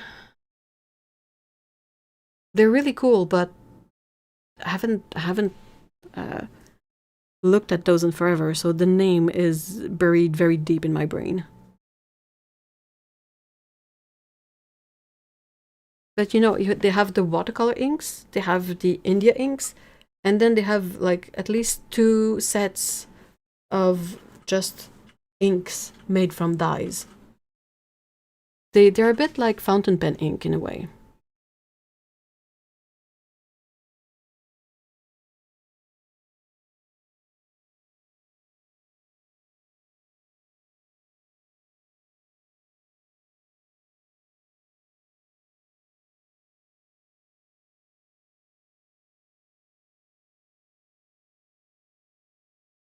Oh, you think you got set 1?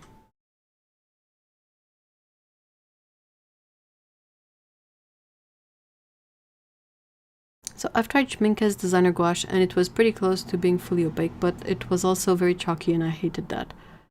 So that's why I'm trying Hordam now, because there's no filler.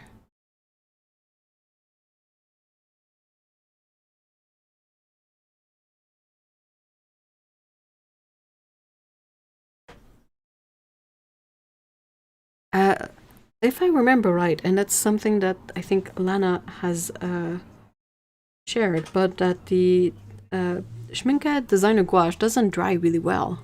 It doesn't re-wet really well, actually.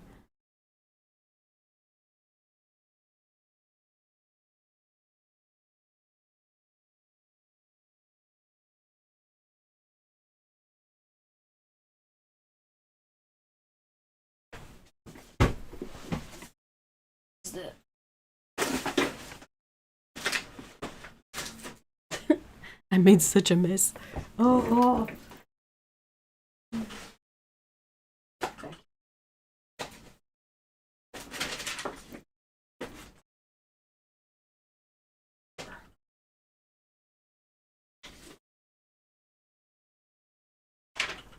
Of course, it's always like the fifth of the 5 papers I look at that has what I want.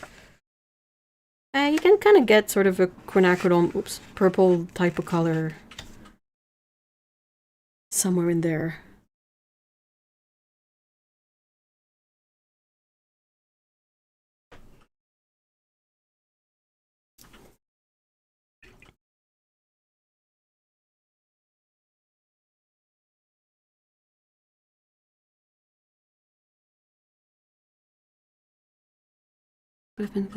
Okay, I lied. It's one of the Bombay set with screw top lids. You gotta be a bit more careful about the Bombay inks because they are waterproof, but I think they might be shellac based. Not sure. I think designer gouaches are meant to act like that in general, sort of pro level poster paints. I mean, the only thing that's pro about them is the price point. It wasn't me, I never tried the designer gouache. Was it the Academy gouache then? The Horodam gouache stays pretty solid though, especially transparent pigments.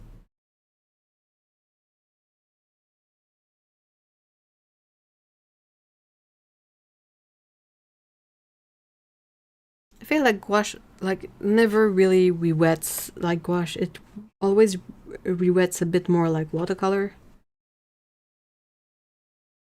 Does mean careful about what? About the what's the binder of the Bombay ink? I don't remember what it is. But some binders are a bit different in the way that you have to like clean your brushes, or like, you know, the Winsor Newton drawing inks.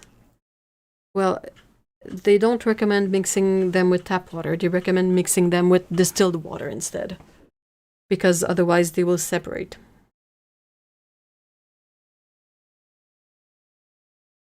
Academy, I only tried titanium white and it wasn't re-wetting for. Okay, I think that's what I'm trying to remember. Horodam is quite nice. I tried a few colors, and yeah, the phthalo colors that I've tried were quite transparent, so like semi-transparent, semi-opaque, and the their titanium gold ochre is beautiful.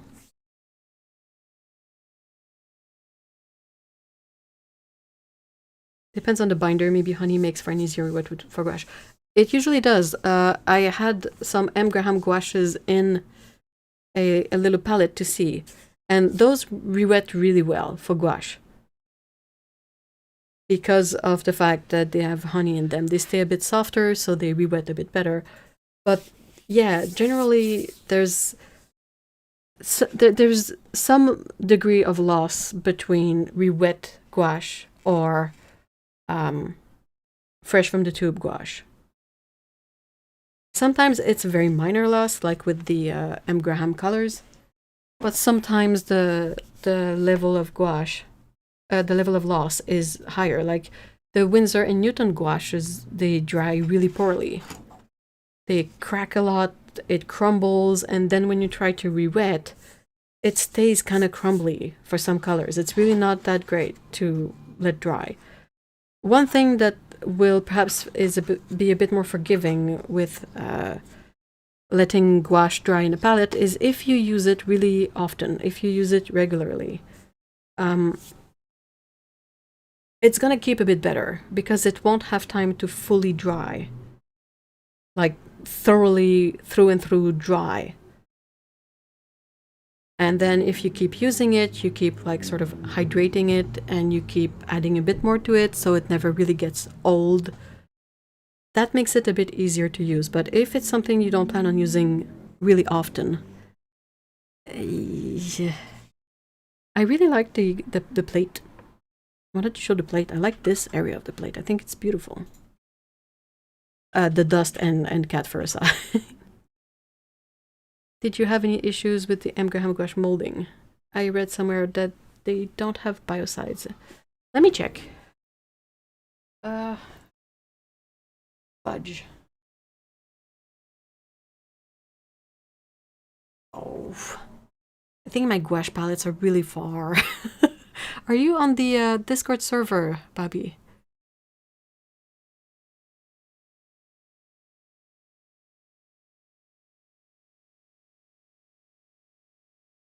I've never really had issues with the M. Graham gouache molding because the idea is to let it, dry a bit like a watercolor pen. If you try to keep gouache in a stay wet or a like a airtight palette, it's possibly gonna mold. All of them have the potential of molding because it's not the paint itself that molds, it's unwelcome guest in the paints, like it's contamination.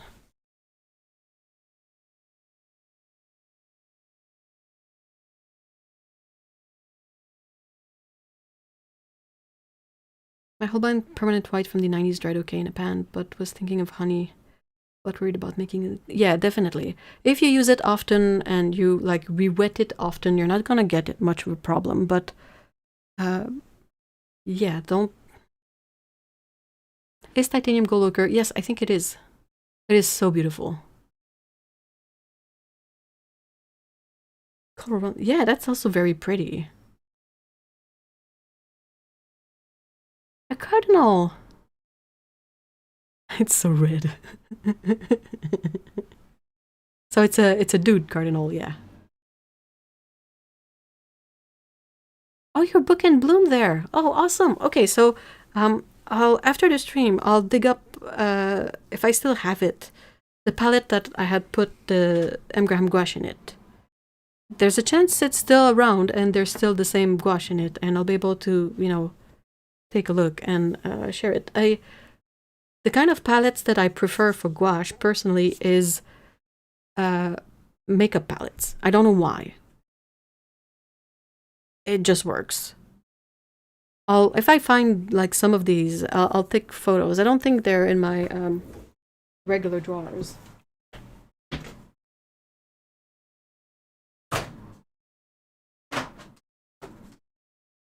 This one.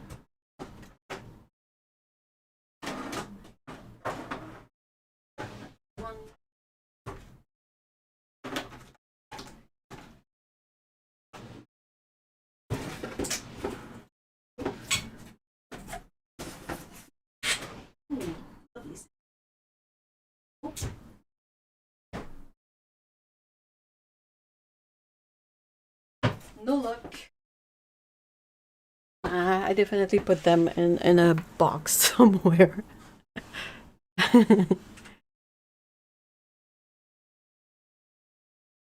Oh, I meant to post in the art supplies tip channels. I'm a big fan of magnetic eyeshadow palettes for watercolor. I am not, because you need metal pans for it. And you guys know where I stand with that. But the makeup palettes that I cleaned up and sorted out, they're all plastic. That's why I like them. Good old plastic. All right. So I guess my current standpoint about this selection of colors is that it doesn't really need anything else if I want to just keep it as a limited color palette and not necessarily make it the most versatile of all the palettes in the world. If I want to keep it an interesting limited palette that's all transparent, this selection of colors works perfectly well. You get the nice muted yellow with the orange and the green, and then you get a good range of other colors with everything else, like interesting greens, neutrals super easily. You can get to so many colors by playing with the dilution and like the ratio of pigments and paints. And since they're all transparent pigments, whatever you mix in there is always going to be transparent, so you can mix everything. And that's it. The palettes themselves are often plastic, but the pens are usually metal, so they're... Ugh.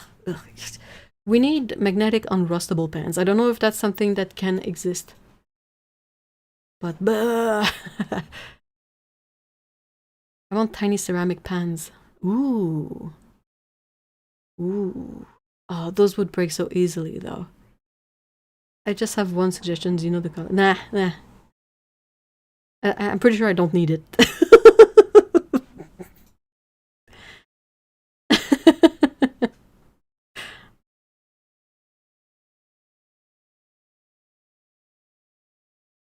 I want a 100k euro gold palette, please.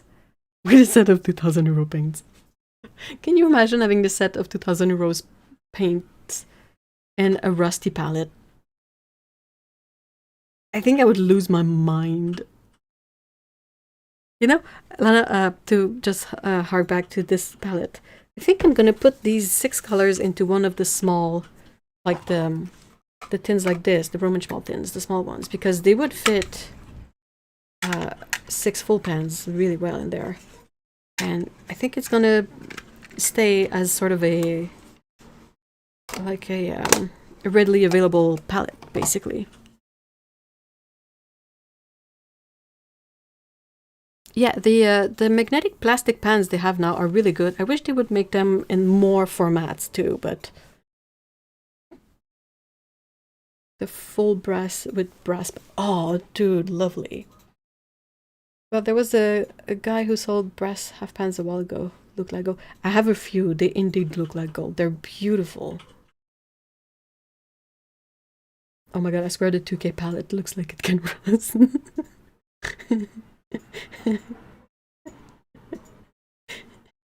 They have those lovely large plastic palettes with a stainless... Yeah. And I mean, less water is gonna get there, and the paint is not gonna be in contact with the rust, if anything. So that's okay. Nah, I want my 2000 euro paints to look like plebs in my... Why isn't aluminum used for metal pens? It doesn't rust, but I think it's too pliable, and it's not magnetic either. Aluminum is reactive, so some pigments will corrode it. Plebs. Think of old 70s aluminum windows and all that white. Ugh. I don't know what is worse, that corrosion or rust.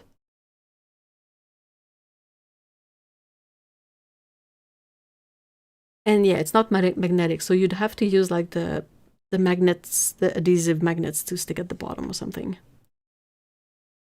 I would prefer aluminum like makeup pans with a magnet glued to the bottom than rusty pans, but why? There's one thing I wonder though, is what would happen if we took the rusty metal pans when they're brand new and then we use an enamel spray paint and we spray paint them like a layer or two. They're perhaps going to contain less paint, but that should give them a good protection. Like even the rusty pans, like I've tried, even when I tried to clean them up and I let them, like I washed them with water and I like rinse them and I dry them a little bit and I let them dry with the dehumidifier on and they still rust. Like you look at them and they rust. I mean, I hate that. That white gunk is aluminum rust. Ew.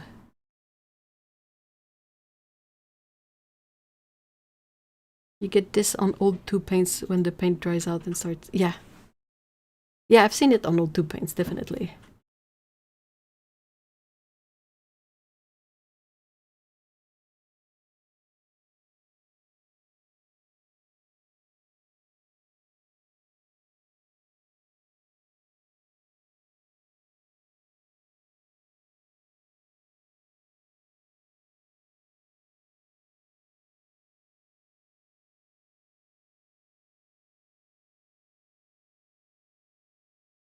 Those brush palettes are nice but so expensive, but all the ones that don't have a huge price tag aren't very watertight and that liquids could run out the corners.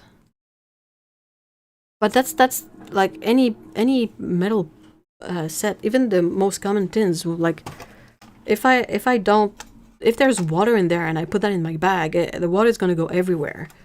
There's so many failure points, like the hinges, the thumb ring, and it closes, it snaps closed, but it's not like a waterproof closure. So I don't think there's, unless you get one of those airtight plastic palettes, I don't think there's anything to be done.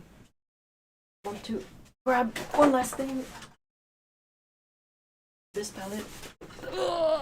I hold and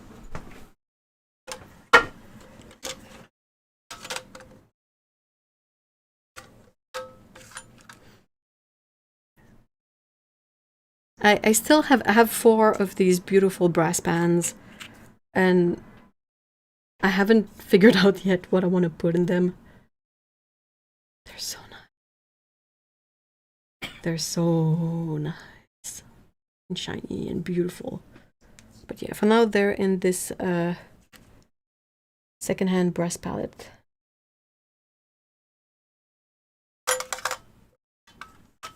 Until I figure out what to do with all of this. There you go. You don't take the rings off your palette? No. No, sometimes I will just tape them down. I would, if I have to hold the palette and paint outside, I would probably use the ring. So I just, this one, sometimes they're tight enough that they don't move. This one kept moving, so I taped it with a bit of washi tape, but yeah.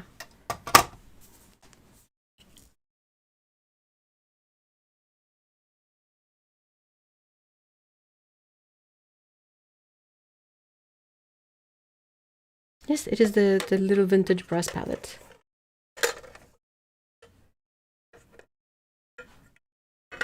It has a water reservoir in here.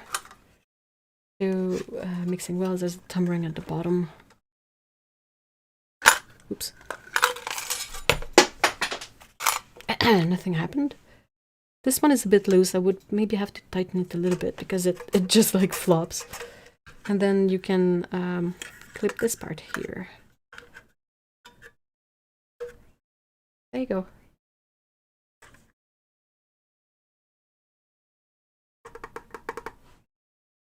They sound really good too.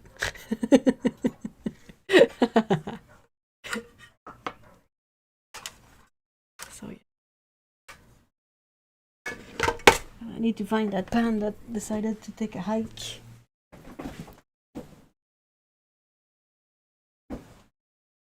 Yeah, it bounced off Oh, it's over there. Oh my gosh, it's under the table. Okay, I'll get it later.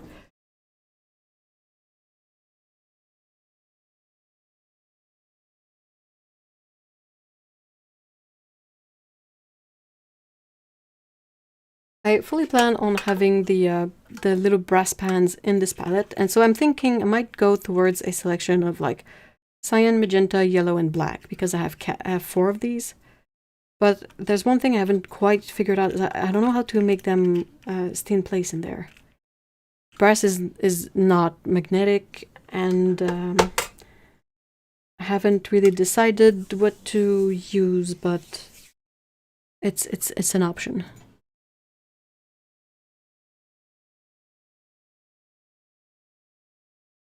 No, when people are afraid of staining their palettes, I would like to vouch for the appeal of a palette that has some wear, like that has been loved. It's much more compelling to use, I feel like.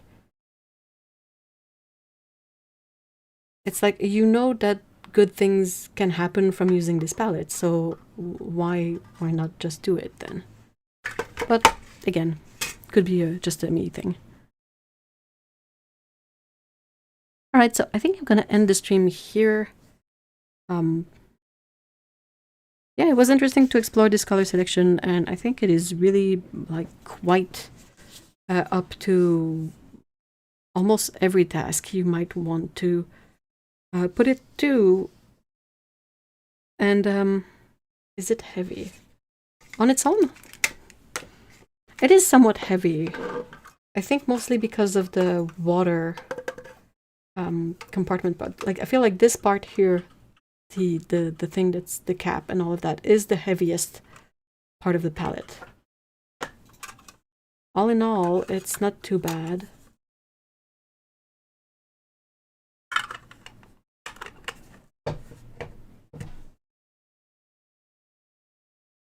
But yeah, with water in it and paints, it's probably a bit heavier.